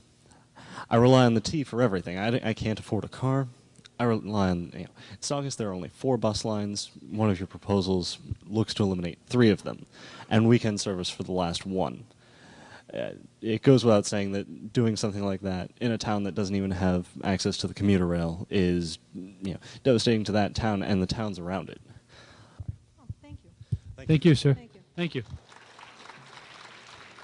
Do you need me to hold this for you? I think I got it. Hi, my name is Amy Soundas, and I'm from Lynn. I've been riding the bus since I started here in Massachusetts, which is a good 10 years. I've ridden it as a passenger going to work. I've ridden it as a disabled person, as I am now. Now, your proposals, Proposal A and Proposal B, or whatever you want to call it, Proposal 1 is basically you're getting rid of the 436 in the Beverly-Salem bus. And if you do that, we will not be able to see anybody in Beverly Hospital. And Beverly Hospital is a very good hospital to go to get the babies done and everything like that. Another thing that is on Plan B, you guys are taking out all the hospitals. You can't do that. I'm disabled and I've never been able to drive at all. How can I get to the hospital if you guys take that away from me? I can't, so don't take all the hospitals away. We need them. The other thing I want to say is we need the 435 because my mom is on that bus route and she has nobody else to take her anywhere and she would not be able to get to her doctor's appointments, and she does not drive either because she cannot drive. And she's a senior citizen and disabled. Thank you, ma'am.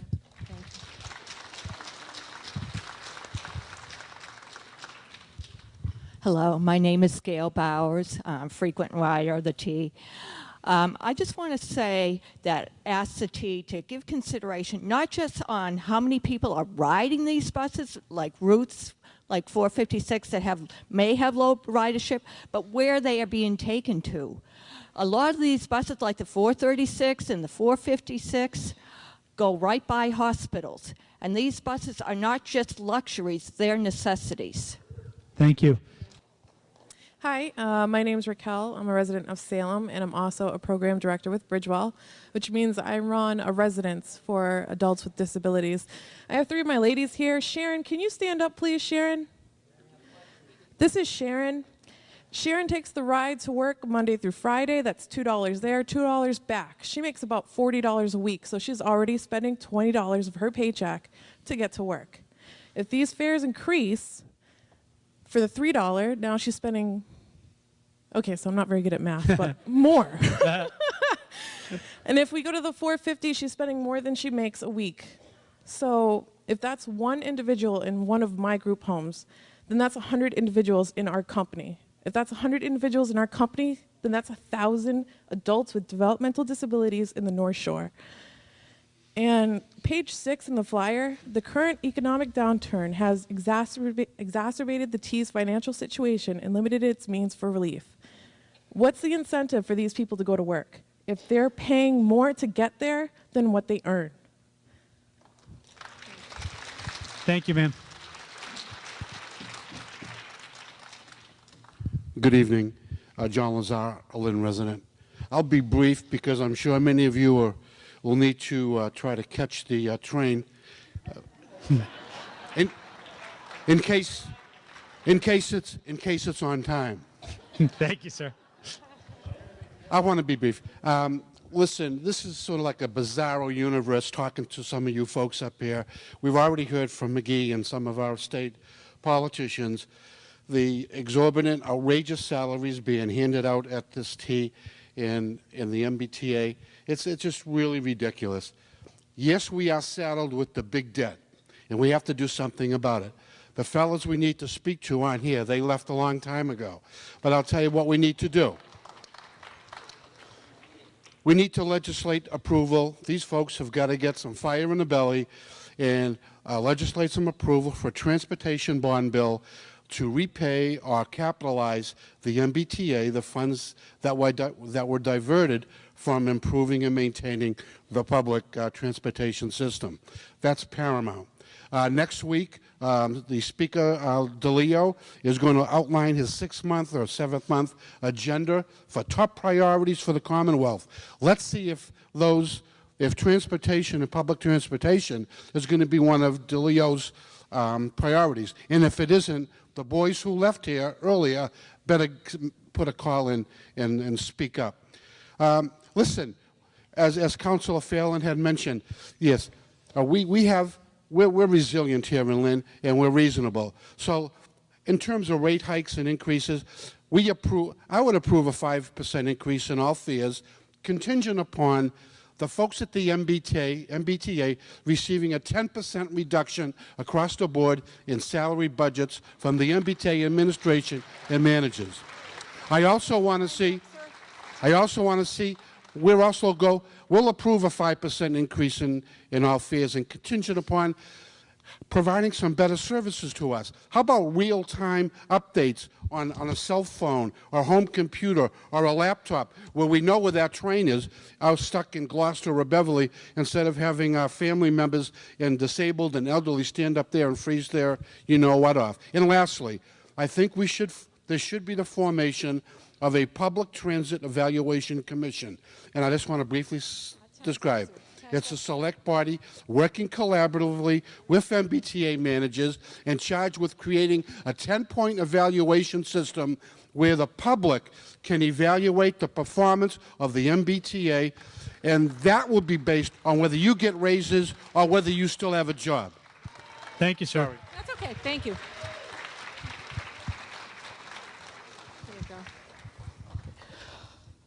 Well, good evening. My name is Kevin Maher, and I'm the president of the IUE Local 201 retirees here in Lynn.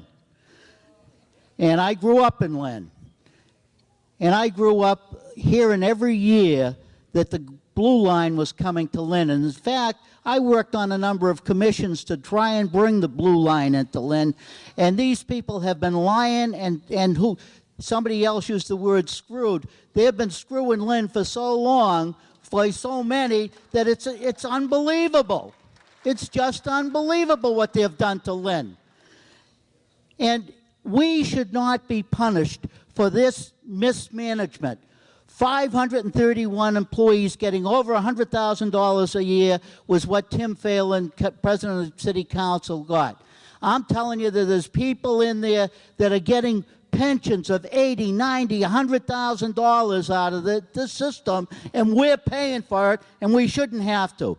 And to bring them into the real world, Tommy Connors, a GE retiree, 36 years service at GE. His pension is $842 a month or $9,104 a year. You guys better get real. Thank you. If I could have numbers 56 through 60 make their way down, please. 56 through 60. I'm Kim Edwards from Swampscott, and I'm one of the corporate commuters that work in downtown Boston. And for the corporate commuters, we have a question, and that is, how is the MBTA being managed? You mentioned that you cut health care for your employees. Well, wake up. The corporate 500 companies, not only did they cut health care for all of us, they made it mandatory for everyone, not in portions like you're doing. That's affecting what the rate increases are now. You're saying, oh, we're going to get a little bit less on our sponsorship. Why? For 300 kids, young adults that wrote in and said, for drinking driving campaigns, why are you saying that? Well, you just cut your own throats with that, because now we can't drink and drive. We're going to have to, because we don't have the MBTA to go to functions at night. What have you done for the corporate America? You cut our service to the North Shore. We can't even take medical appointments in the middle of the day. We have to take our cars in. You cut your own throats. We can't even get seats at night on the 510 train. But you want more people on the 510 train? People are standing. Why don't you take these commuter trains yourself and cut out the 100% monthly pass that you give your employees? Isn't that amazing? Corporate America has taken all those little perks away from us, but the MBTA gives it to theirs. It's very interesting, but those are the parts that have not come out tonight. Thank you. Thank you, ma'am.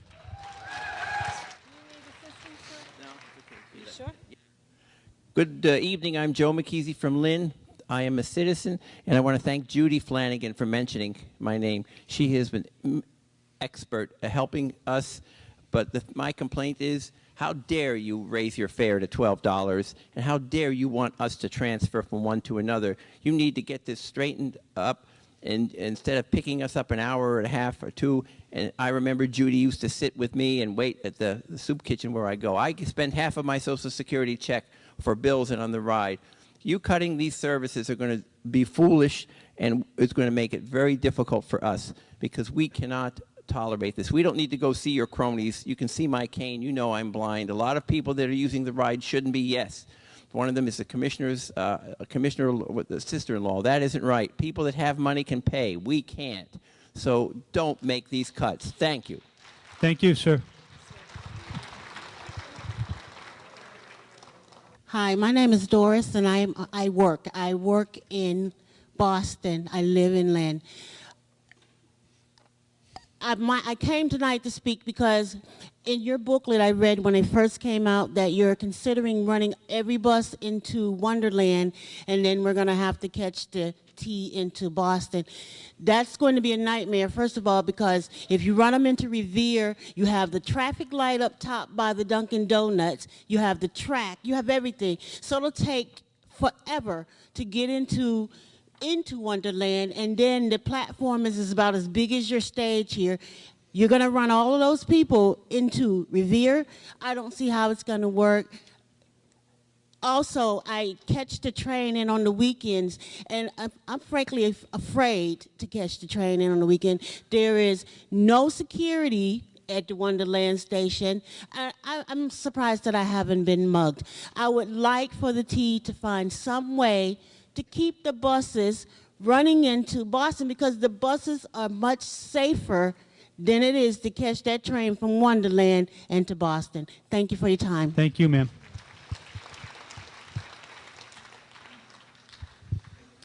My name is Sean Fisher. I live in Beverly. I work at a nonprofit in Boston serving low-income students who will be greatly affected by these changes, but I will also be personally affected. I live in the suburbs because I can't afford to live in Boston, so I rely on an affordable commuter rail. The fare increases you propose would raise the cost of my monthly pass by between $600 to $1,000 a year. I know that this seems minuscule in comparison to the MBTA's budget woes, but that's a lot of money to me, especially since it is currently unaccounted for in my personal budget, and it's doubtful that my own income will rise enough to cover this increase. I would ask that any fare increases, if they must be made, be phased in gradually, perhaps the course over a couple of years, to allow your customers' household budgets to account for them more easily, especially in these tough economic times. to address the proposed cuts to commuter rail service. Let me give you an example. A couple of weeks ago, I stayed in town after work to attend a performance at Symphony Hall. The performance ended at about 10 o'clock, and I took the 10:40 train home from North Station. According to both scenarios, which eliminate service after 10 o'clock, I would have been stranded in the city or would have had to take a taxi from Boston to Beverly. There wouldn't have even been a bus option because you're canceling the Beverly bus line. I wonder if you have conducted a survey to study the impact the elimination of weekend and late night service will have on cultural organizations, entertainment and sports venues like the Garden, community events, educational institutions, and the like. Your attempt to fix your budget shortfall may well be disastrous for the budgets and programs of thousands of other companies and organizations in Boston and surrounding communities. I truly understand that this is a real problem that needs a real solution, not just complaints and dismissals. However, if the state made a financial commitment to you in the form of a portion of the sales tax, and the state is falling short on its projected contribution, perhaps the state needs to do more to make up this shortfall and not your customers. Tell us how to help you make that happen, and we will help you. Thank you, ma'am. Thank you. Hello, my name is Adam Travis, and I live in Lynn. And I want to represent perhaps people that are not being heard from a lot here, and that is those of us that probably can afford an increase. And I think it's right for you to be looking at people like me and expecting me to pay more. I think a reasonable fair increase in my mind would be in the 25% to 35% range. And I think that that is an important step toward bringing more revenue to the T. So I'm in favor of a fair increase, but I do find that the cuts would be devastating. I travel on public transit because I choose to for the most part, and not necessarily because I have to, but I believe that by keeping cars off the road, it makes the Commonwealth a better place. Thank you. I want to echo the statements that I do believe it is up to the legislature to provide a real solution to these problems and not to the T without help from the legislature. And because there's many other people waiting, I will send my other comments in later. So Thank you very much, sir. Thank you, sir.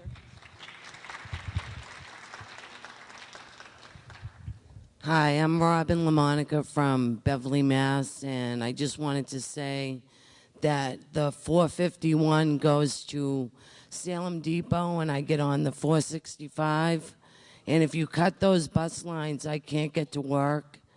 And I just wanted to say if I can't get to work, I'm going to have to quit my job and go on welfare. So, I mean, I don't know what to say about anything else. I've never spoken in front of a crowd, but I just wanted to voice my opinion. Thank you, ma'am, very much.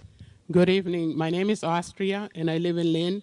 And I'm here. I came for one reason, but then when I came to the meeting, there's a second reason. My son goes to Chicopee as a student, and that's a 2-hour drive. If you eliminate the weekend ride, you know, it's going to be hard for me and for him. I won't be able to see him every weekend. That makes him be here, you know, to go to the school here in Lynn. I don't want him to go to school in Lynn, only Lynn. He needs to explore the whole Massachusetts. That's why I need the weekend ride. And then the second thing is when I came here, you guys said that you're going to have the disabled seniors go to your office and show that they're disabled. You need to have your employers go to their houses and see how they ride on the buses. That's my thing. Thank you. Thank you, ma'am. Hi, I'm Carl with a K from Malden. I live off the 426 bus, but the bus I'm really talking about is the 436. It's going to be canceled by both plans. If it gets canceled, not only will we lose our most direct route to the Liberty Tree and North Shore malls, but also the hospital, the Union Hospital, would be cut off too, and that would not really be very good. So please reconsider this route. Thank you. Thank you very much. Hello, I'm Eileen Mackey. I work at Pioneer House, which is a day program for adults that suffer from mental illness. Pioneer House is a clubhouse, and our focus is to get people back to work in the community. I'm proud to say that we have 15 members working in transitional positions. We have 12 members working in supported positions, and we have almost 30 people working. The majority of our members that are working depend on the buses. We also have a daily attendance of 60 people a day, and we service people throughout the North Shore, and they also depend on the buses to get to us. Scenario 1 and 2 would do away with all the buses our members take. And not only would this be devastating, but it would just be wrong. Thank you, ma'am, very much. Are you next? Hi, I'm Judy Robbins. I'm from Peabody, but I'm a member of Pioneer House that Eileen just talked about. And Pioneer House is, it's hard to explain, but it's for helping people with mental illness become the best they can be and the most independent. And we don't have the money, and we need the service. I can't say any more. Thank you very much, ma'am. Thank you. My name is Denise Jackson. I'm originally from Boston, and I've actually been in Lynn since the early 90s. One of my biggest concerns is with the ride with people with disabilities who actually have really important jobs to get to, or at least need to make a living. And for you to go up on the ride, which they can't afford, and basically what would happen is if you did do an increase on the ride, there probably wouldn't be an increase in their salaries, so they would probably wind up being laid off. My other concern is for the elderly and people with disabilities and those who can least afford it, to have these increases on our backs. Also, for we actually need to go shopping, and there are vital services and vital businesses. We have several malls around here, several supermarkets. Can you imagine if we could not go grocery shopping, if we couldn't get keep clothes on our back? We would actually be isolated. So no increase. This is unacceptable. Thank you, ma'am. Thank you, ma'am.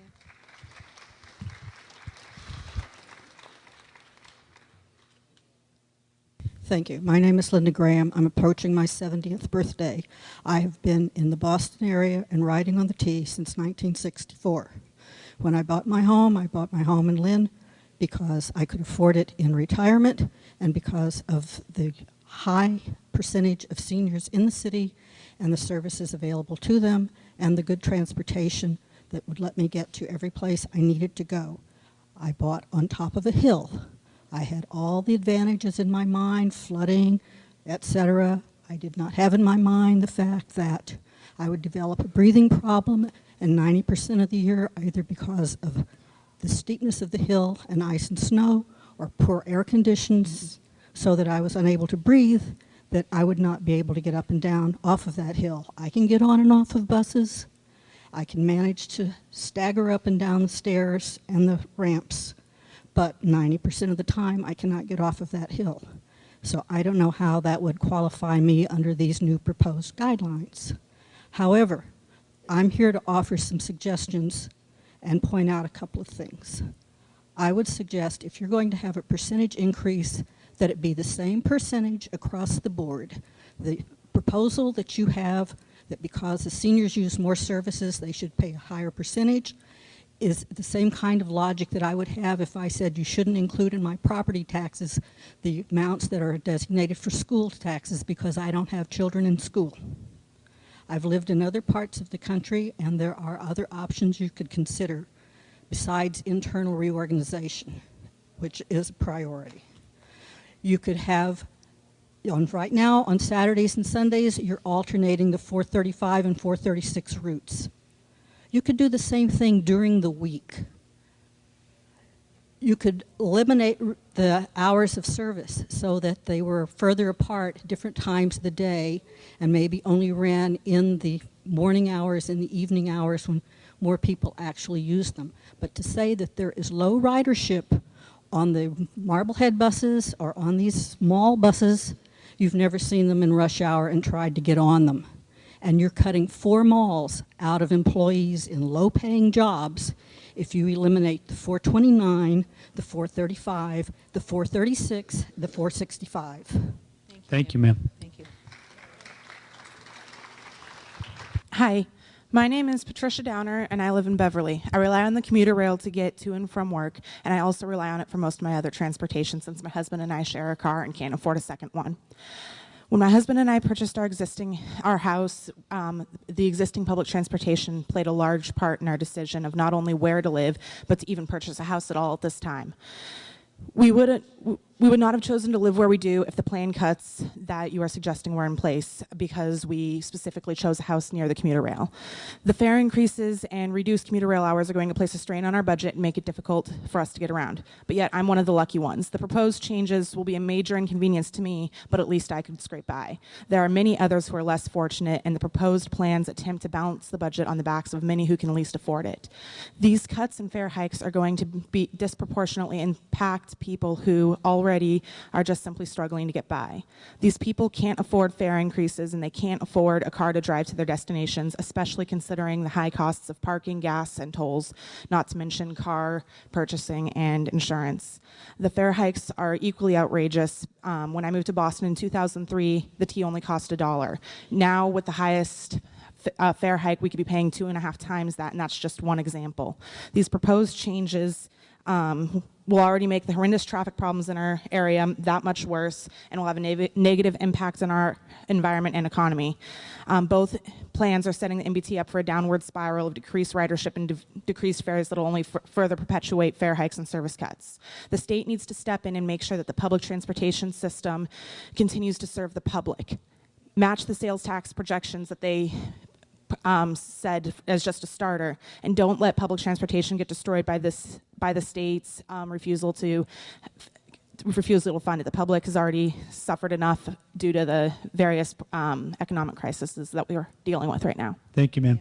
If I could have numbers 71 through 75 make their way down, please. Hello, my name is Michael Murray. I rely on public transportation to go to work. I catch the 459. And then one of the proposals is completely eliminated. Me and my mom both depend on it. Also, I depend on the public transportation to go to school. And I just wanted to say I don't think neither of them are fair, and I think that there's a better way that you guys can do it. Thank you. Thank you very much.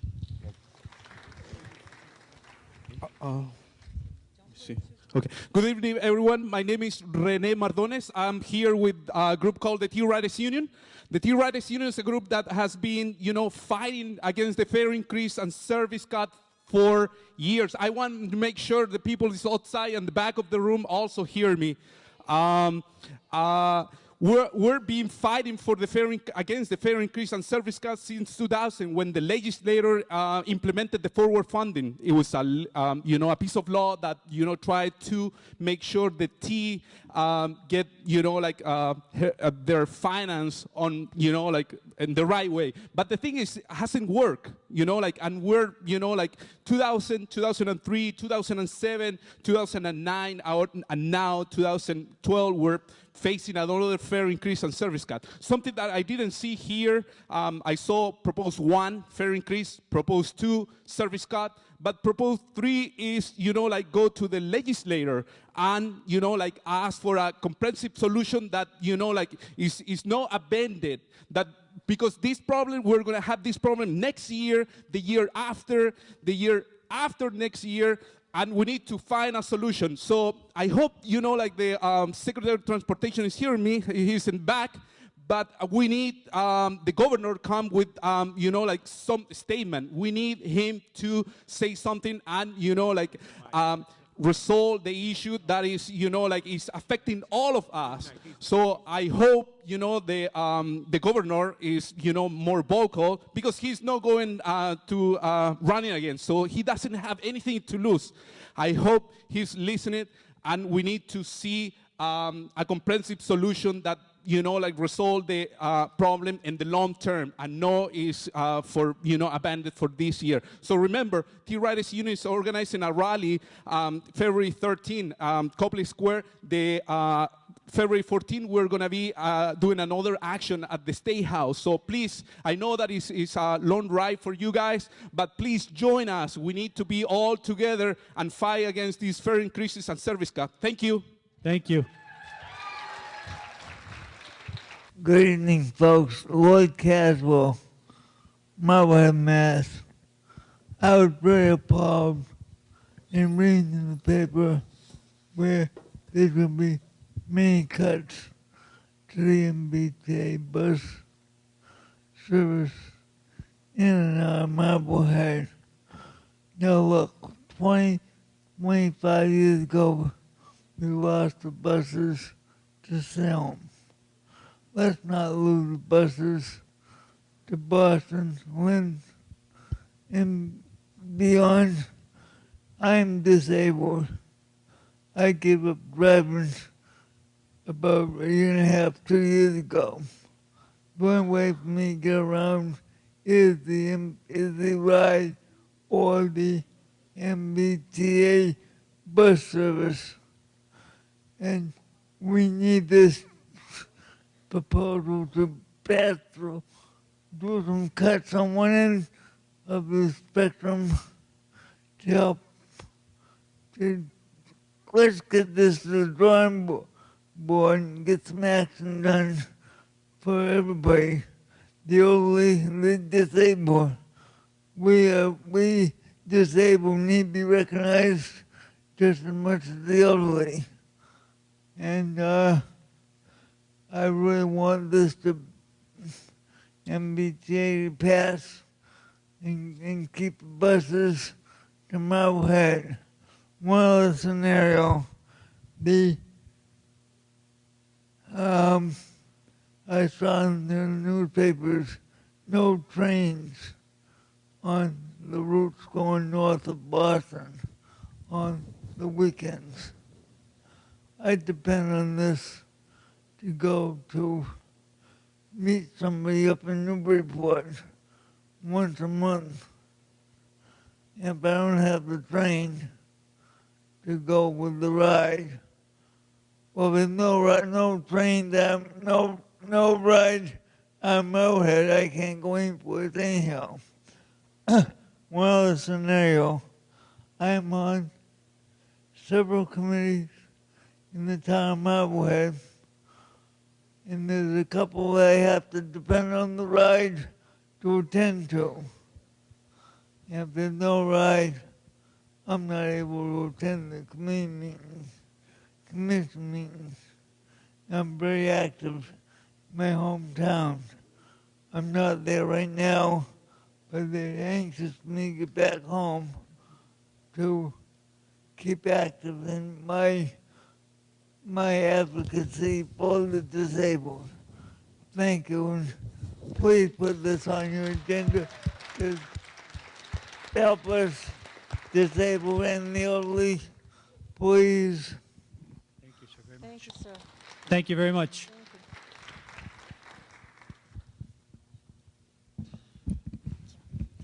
My name is Irene Axelrod. I'm from Lynn, and I've been commuting to Salem for work for the last 20 years, using either routes 455, 456, or 459, two of which are on the proposed list of cuts.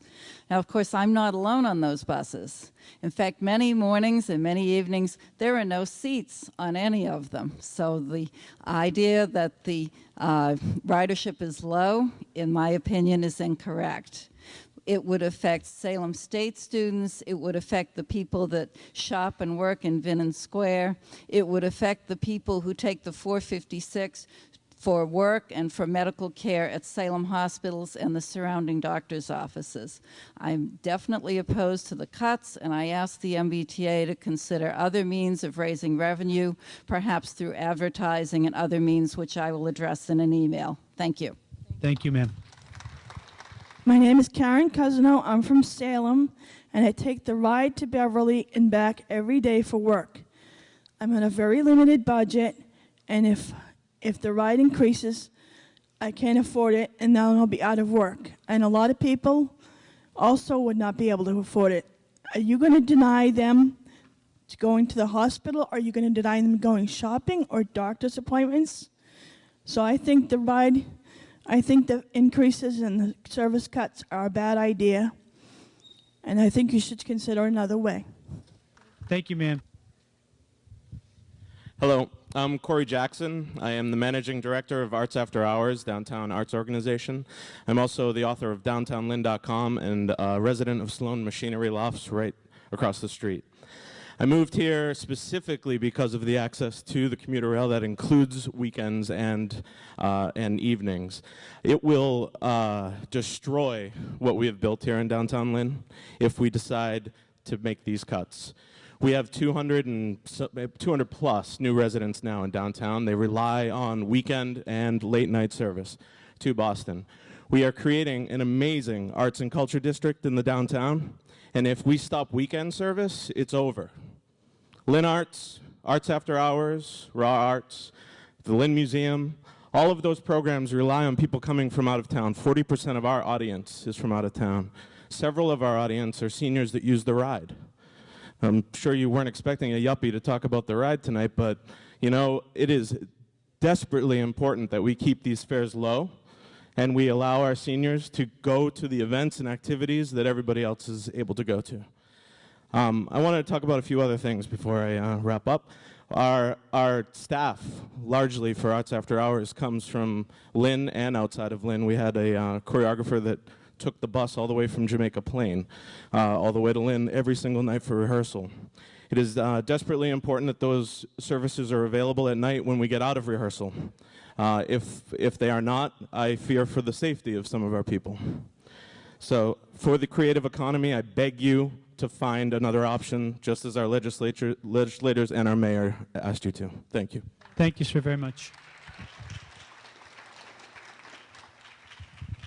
Good evening. My name is Duncan Maitland, and I just have 2 points I'd like to make. The first is for the T to be fair. When I say this, I'm referring to the communities of Marblehead and Situate. Both of those communities at one time had commuter rail. They both gave them up. Marblehead still does not have commuter rail, whereas Situate does. Is that a difference between the North Shore and the South Shore? I would say yes, it is. The second point I'd like to make is creative. The T needs to be more creative as far as how they handle the many people that choose to travel on the T.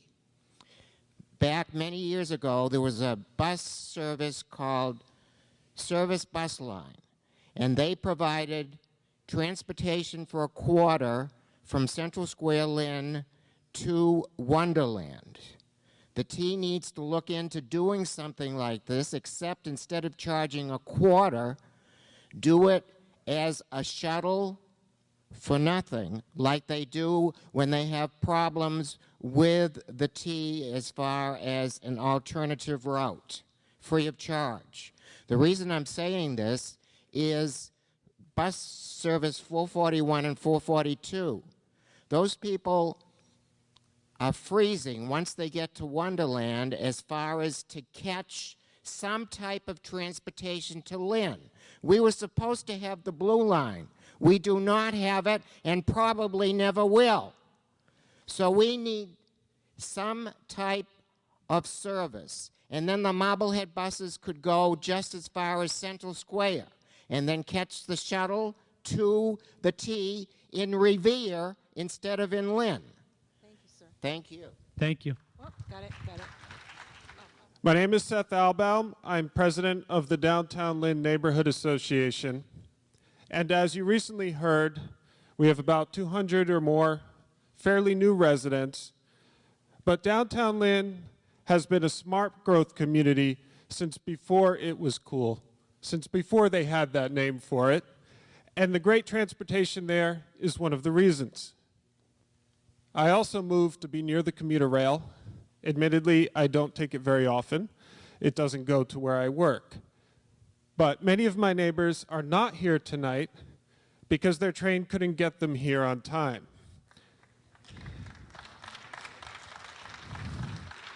But I will be giving the Neighborhood Association email list, that information up there, so that they can contact you with any thoughts or concerns.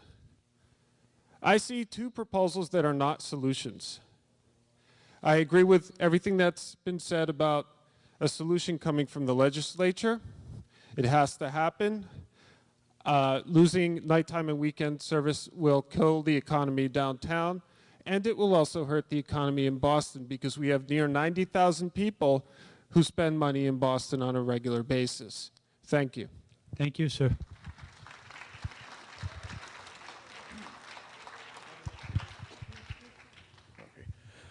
My name is Richard. I live in Lynn, and I've been riding the MBTA as far as I can remember. Some of my fondest memories are riding the T over to the Aquarium or to the Museum of Science, go see those when I was a kid. And nowadays, I ride on the MBTA to get to work every day. And I have to ride the 459 at like 10:30 to get to the airport, to work at the airport, help out there. I had a nice work till like 8 o'clock at night. I have to take the 426 home at 9 o'clock. And every time I'm on the bus, it's crowded, it's packed. There's like standing room only at the end. I see mothers with baby carriages on there, and a lot of these buses, they're going to get eliminated under the cuts. And what do you want us to do? Walk? Do you want these mothers who have babies with them? You want them to walk all the way to Wonderland or whatever? Or those of us that we work late at the airport. Well, and I have a lot of coworkers with me. We work at the airport, rely on public transportation.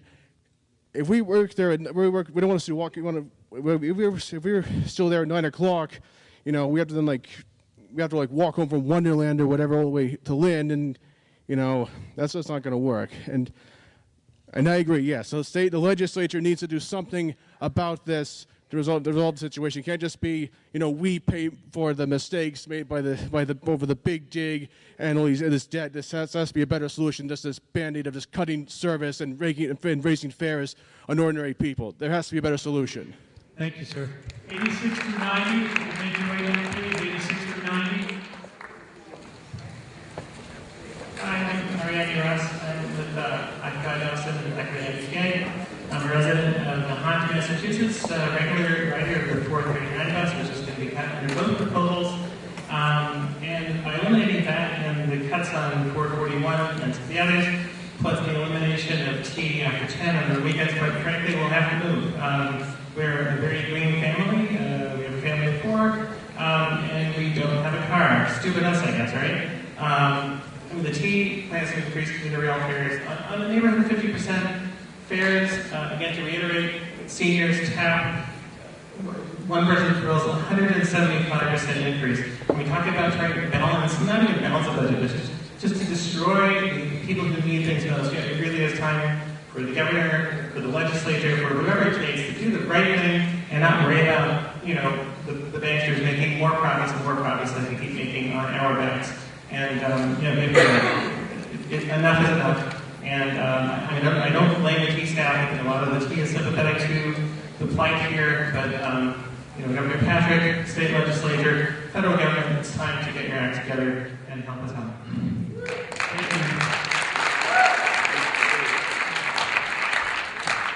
Thank you very much and good evening. I'm State Senator Bruce Tyler, the Minority Leader of the Massachusetts State Senate, and I'm actually thankful for the opportunity of providing not only to me and my colleagues like Senator McGee, but also to all of the many people who will be affected by what's being proposed to participate in the discussion and hopefully in the decision-making that is coming forth with regard to both service and with fares. I'm concerned right now because it seems to me that as we try to emerge from a very difficult recession, that limiting transportation options, either by availability or by cost, is a recipe to stifle the recovery and cause incredible backward momentum and backward movement toward trying to recover this economy and to create the economic vitality that our Commonwealth needs and deserves.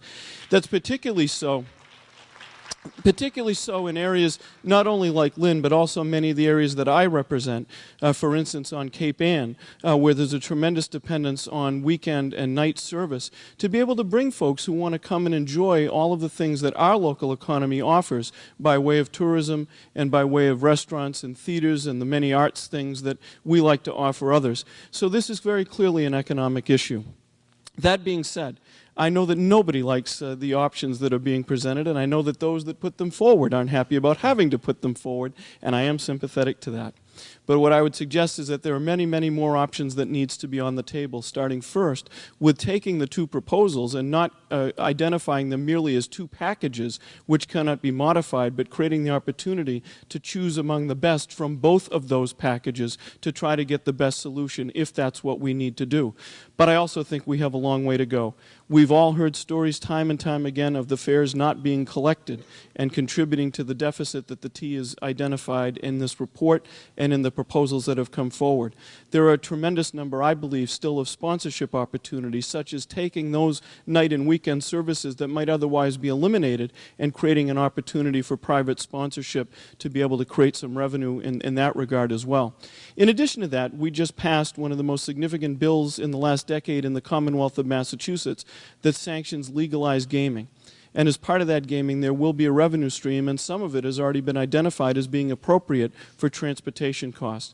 And before we turn to the citizens of the Commonwealth, either in the form of a gas tax or increased fares, I would hope that we would look at that revenue stream which we've already created to see if it can be applied to the problems of the MBTA so that we might not have to inflict economic harm on the folks that depend every day on riding the T and participating in its programs. Lastly, I seriously believe that when the Transportation Finance Committee completed its work in 2007, it gave us some very good advice in one respect. And that is that if the T is to remain solvent and sustainable, then it needs to first fund the commitments that it's already made before engaging in new commitments. And I believe in the words of the Commission, they indicated that substantially all of the revenue for maintenance and other kinds of costs should be put into existing infrastructure and making it operate sustainably, cost effectively, and reliably before we engage in the conduction or before we engage in the consideration of any new projects. And I think if we put that into the equation, that will make a significant difference.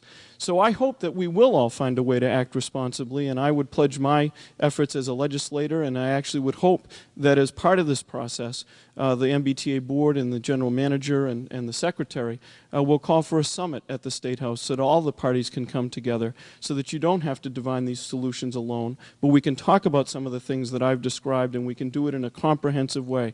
Because if we don't, my fear is that we're going to face a declining revenue base because service will be less available and more expensive. We'll have fewer riders and we'll be in a downward spiral that will lead to the decimation of public transportation in the Commonwealth. I think we can do better than that. I hope we'll do better than that, and I look forward to working with you on that project. Thank you, Senator. Thank you, Senator. Thank you. I'm Jay Kelly. I'm from Occupy Boston and Occupy the T. I want to just address everybody here, but I'm going to direct myself to these gentlemen here. These proposals are disgusting to me. I'm a disabled American. It's a 100% increase in my fares. I'm going to have to choose between riding the T and eating.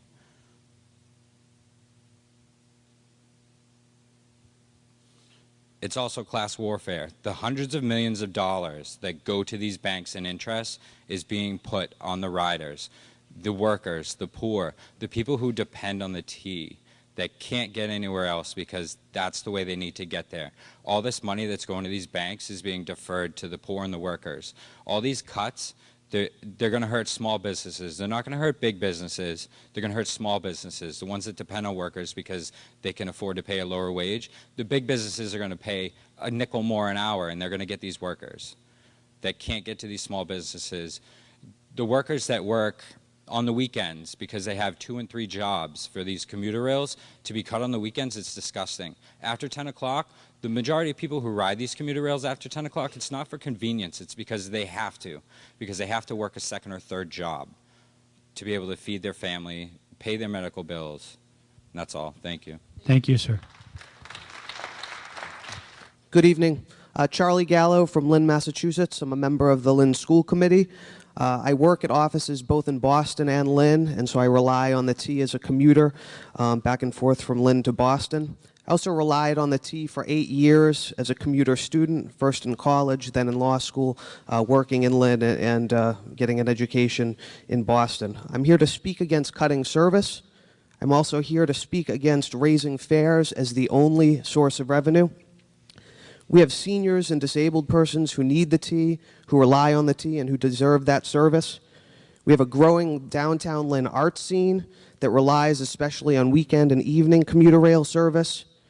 We have commuters going to work, thereby generating tax revenue for all of our benefit. And we have commuter students going to college, again, not only for their benefit, but for all of our benefit. So the solution, and it probably has to be a legislative one, should be fair and should be equitable, should not be a burden placed on these commuting students or on the backs of our seniors, disabled persons, or the other commuters that I mentioned. Thank you. Thank you, sir.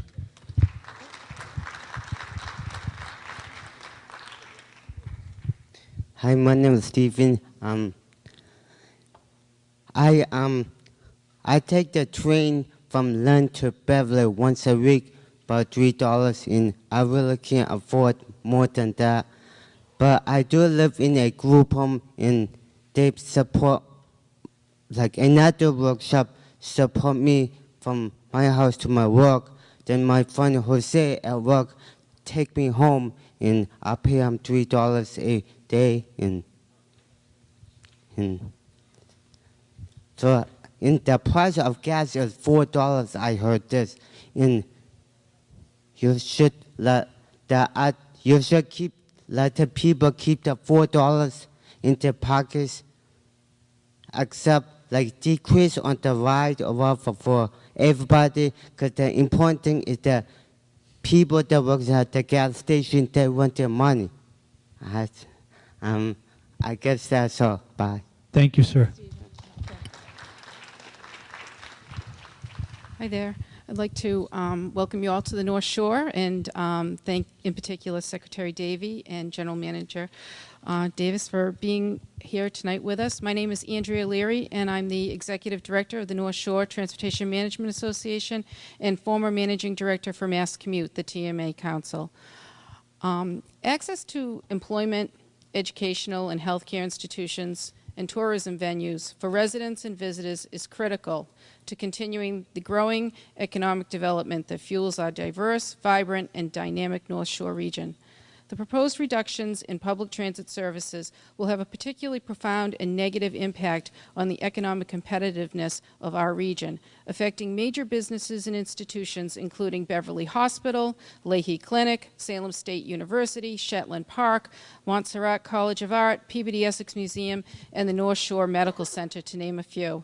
In both scenarios put forth by the T, major employment centers, Cummings Center in Beverly and Centennial Drive in Peabody, will be left with no access to MBTA public transportation for their employees, customers, patients, and students who work, receive health care services, and attend classes at these locations. Although I understand the MBTA's current financial situation, I believe that either of the two scenarios under consideration will adversely impact our members and their and their employees, as well as all businesses, organizations, and residents of the North Shore. As acknowledged in the CTPS analysis impact, the air quality worsens under both scenarios and increases congestion on our roadways. Thank you. I'll submit the rest of my comments in person. Thank you very much. Yes, thank you. My name is Kevin Wynot. I'm born and raised in Lynn, currently live in Peabody. I am a lifelong T rider. In fact, I've been riding since before it was the T, believe it or not. I think this is just the cuts themselves are an incredibly bad idea. I basically do not have a car. I cannot afford a car. I live by my jobs on the MBTA, whether it be commuting from Peabody to Boston to Peabody to Salem. And this would affect my ability to make a living immensely. Also, I work with tourism in Salem. I see a lot of tourists, and I see a great number of people who come here from Boston, who come here from up on the North Shore, Gloucester, Newburyport, Essex, people who are staying here, visiting, vacationing, who utilize the T and who would not be able to attend the events that they do without this MBTA service. I think what the MBTA really needs to do most of all, first and foremost, is establish a standalone form of funding. It cannot be tied to the Mass Highways. It cannot be tied to the rest of Mass Department of Transportation. It needs to be standalone, it needs to be reliable, and it needs to be accountable. No more subway cars that fall off the tracks. Thank you, ladies and gentlemen, and thank you for your time. Thank you, sir, very much. Good evening. My name is Charlene Morin. I'm a resident of Nahant, and I rely exclusively on the Nahant MBTA bus service, the number 439. I'm on the first bus out of Nahant to the Lynn commuter station, and I take it home in the evening from the Lynn commuter rail to Nahant. It's crucial to my livelihood that this bus be continued and not stopped. There's a very small group of ridership, but it's very important to us. And I know that there have been some suggestions in terms of possibly running a small shuttle or and also coordinating with the commuter rail schedule. And I think that's very important to coordinate it with the commuter rail schedule. I think you would see an increase in ridership from Nahant. Thank you. Thank you, ma'am. If 101 through 110 can make their way down now, 101 through 110, please. Good evening. My name is Leonardo Leroy Clement. I'm a resident of Lynn, and I'm here because I'm absolutely frustrated with the way business seems to be handled. You're telling me now that I will be forced to possibly give up a job that I worked to get 2 years for in Salem because you're raising the fares on the ride. Also, you're talking about eliminating the bus that goes through Salem. So for some reason, I cannot get the ride. I also cannot use the bus system. So I will most likely have to walk, in which case I would be late, which, you know, doesn't go well for companies. They generally like their employees to be on time. I would ask you to think seriously about what you are proposing to do. I am one of many individuals that are visually impaired within this city and in other communities throughout the Commonwealth of Massachusetts. You cannot unfairly eliminate services to these people. Thank you. And good evening. Thank you very much, sir. Thank you. My name is Darrell Flynn. I live in the city of Lynn. I'm mentally challenged, and I also am a client of the Department of Developmental Services. I take the 450, 456, 435 to go see a friend of mine in Danvers, and I usually take that bus from Danvers Square late at night home, and I'd be stranded. I had a bus driver that was really rude to me and wouldn't let me, said he had an attitude and he was going to kick me off the bus, if I didn't shut up, and he had an attitude. Also, I see bus drivers that let people on because those boxes don't work. Fix them. That's how come you're losing money. Don't cut the buses. I'm also going to be starting a job for soon in Marblehead, on the Marblehead Swampscott line, on the at the Lynn, Marblehead YMCA. If I can't get home, then I'm going to be stuck. Don't stop the buses. Okay, I agree with the people that from Bridgewell said, and that other person that was special needs from a group home. There are people that cannot drive because they have some kind of handicap. Please, I urge you and you to find other ways to find money. Like, I wish I could think of the word, but I can't. Okay, but I wish you could come up with another way of doing this. Don't cut anything, because there's no way. Don't stop these buses because the people can't go where they got to go. Thank you very much. Thank you very much, sir. Thank you. No, thank you, sir. You did makes me upset. You did good. Thank you, sir. Sure. Thank you very much. Thank you. Thank you very much, sir. My name's Warren, and I live in the Northgate neighborhood of Revere. I think that these proposed cuts and fare increases are morally reprehensible. Scenario 2 proposes to abolish the 119 between Northgate and Beachmont, the 429 between Northgate and Central Square, the 411 for Revere and Malden, the 108 from Linden Square. I'll have to walk 45 minutes to go to Wonderland to get on any kind of transportation other than sporadic buses that come on the Lynn Way. Not very good service. That's just my situation. And I think that, whoever came up with this concept was using botched logic. Scenario 2 cuts constitute an attack on the economically disadvantaged workers and students and elderly, whether that's the intent or not. And it will devastate business at Northgate Plaza, which will be catastrophic for the neighborhood. The two scenarios are like a good cop, bad cop situation. One last quick thing. You should extend the blue line to Lynn because it would create jobs, raise revenues proportionally, tax gas and luxury goods. The MBTA is dying for an overhaul, not a dismantling. Thank you. Thank you, sir. These comments are for everyone, but excuse my back. I'd just like to point out to everyone that this isn't necessarily a problem that can or should be solved by the MBTA or by MassDOT alone. It's a problem that will have devastating effects on the entire Commonwealth.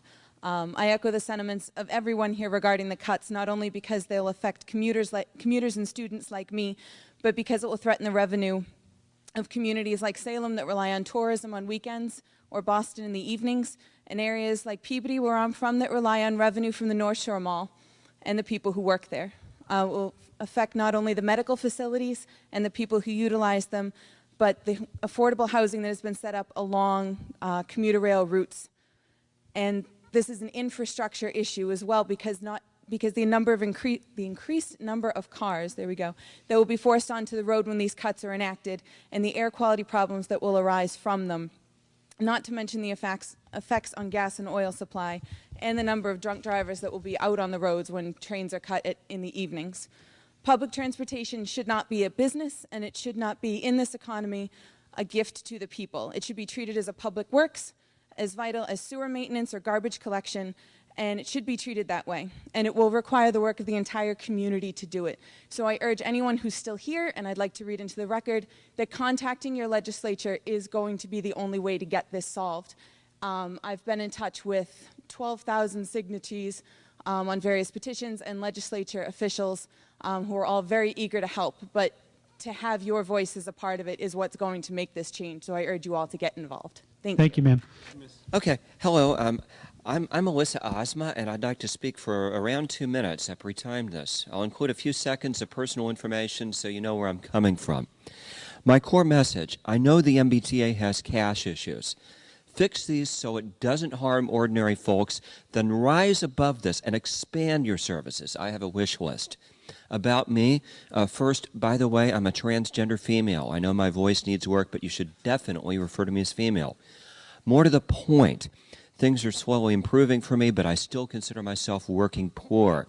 I was homeless a few years ago, during which time I obtained a transportation access pass, a real godsend. Now I live in Lynn and work in Cambridge. Lots of evening and weekend work, a lifeline, as is the mix and match collection of trains and buses, including the 450, 455, and 426 I rely on to get around. I have a driver's license but no car. I worry the proposed fare increases and service cuts will hurt me. Please, MBTA, find a way to fix your revenue problems so it doesn't harm working folks like me. I'd actually like the MBTA to be in good enough shape to expand rather than hike fares and cut back. The Blue Line should eventually go all the way to Salem. Speaking of which, the last bus to Salem should leave later than midnight, like it does now. In fact, I'd like to see the entire MBTA run until 2 a.m. weeknights, 3 a.m. weekends. In my commutes, I found half the northbound Green Line train stopping and turning around at Government Center a two-edged sword, helping me get to work and on weeknights hindering me catching a bus home. Commuter rail expansion should be on the table. I used to live in Worcester and half a dozen times missed the last train out. You need a later train. I'm almost done. I'd like to see train service to New Hampshire as well as Green Line type train service to Waltham and Watertown. And by the way, another speaker reminded me, you need a Java-based app for cell phones. In sum, please fix your problems without rate increases, cutbacks, without harming ordinary folks like me. Then expand and don't be afraid to think big. Thank you. Thank you, ma'am. We're now going to the lady I accidentally skipped, and I do apologize. Hi, I'm Lena Miranda, and I'm in Lynn all my life, and I've ridden the ride when I was young. I mean, now I've been disabled, and I'm legally blind, and how dare they say that we have not accepting doctors' letters stating that we have a problem, that we got to come down to you and describe our disability? I think that's uncalled for. I mean, furthermore, today, I've taken the ride 5 times today. And if you raise the price, I mean, I won't have any more money left. I mean, and that's all I have to say. Thank you. Thank you very much. Thank you. My name is Ari Herzog. I'm a member of the Newburyport City Council. I will elaborate these comments in written testimony, but for now I'd like to share 3 brief comments, or 3 brief questions, if you will. First, I echo the words and sentiments and emotions of many people who've stood before me tonight that reducing the ride, increasing the fares of seniors, disabled, and others on fixed incomes is unacceptable. Do you want your passengers to go broke? Simple question. It sounds like the answer is yes. Second, it's also unacceptable that T wants residents with cars, or those without cars, to drive. Isn't this contrary to the Governor's Green Communities Act? Isn't this contrary to reducing energy emissions into the air? And third, up in Newburyport, the Department of Transportation also owns a park and ride lot adjacent to I-95. There are 2 bus companies currently which pick up people and drop off people every day. One during the rush hour times, and another during every hour. I've taken the bus. I've also taken the train. But my question to you, if either of these proposals goes forward, do you want your passengers to rely on private transportation? I suggest you change. We can do it. We can all work together. And let's protect everyone. Let's do something. But don't decrease it. Increase it. Thank you. Thank you, sir. Hi, good evening. My name is Lisa Bowen. I've lived in Boston, and I'm a resident right now of Lynn. And I'm 35 years old, and I've ridden the T all my life, even when I couldn't walk with my mom. And you know what? This is a double-dipping situation. You guys always say, oh, we want to do this, we want to do that, or we're increasing this, increasing that. And the only thing that gets done is some of the stations get a little bit better, the buses get a little bit cleaner and more modern, but services have been the same after year after year after year. Some stops get taken away, then they get put back. You're not looking at the fact you're about to affect educational people, disabled people, people that live in housing developments like the 429. That's the only bus that goes out there. How are people going to get anywhere? And that's a housing development, which means there's people that pay rent, people that work, people that are disabled, people that can't see, people that can't hear, nothing.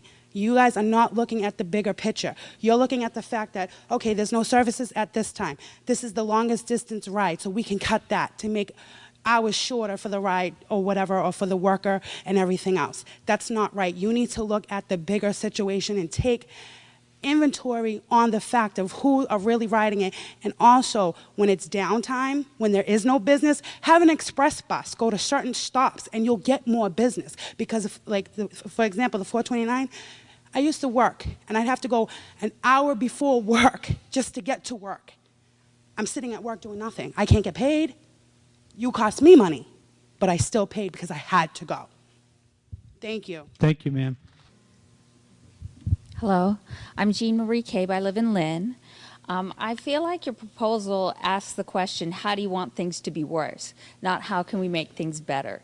I think this says a lot about the T as an organization, about our legislature, and us as people. I think we can and we really should be doing better, and we should be asking more of ourselves.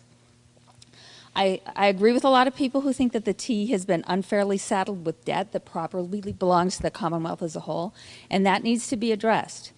Also, when people take the T, they reduce pollution and greenhouse gases and remove cars from the road. I think it's fair to use an increase in the tax to help fund the T, since drivers benefit when fewer cars are on the road. Oil companies raise gas prices all the time to benefit themselves. Why shouldn't a few cents be used to benefit all of us? Thank you. Thank you, ma'am. Now we've exhausted all our numbers. Is there anyone who didn't take a number who would like to comment? Seeing none, on behalf of the Secretary, the Board of Directors, and the Acting General Manager, I'd like to thank everybody for coming out. It was very well presented and well said. Thank you very much.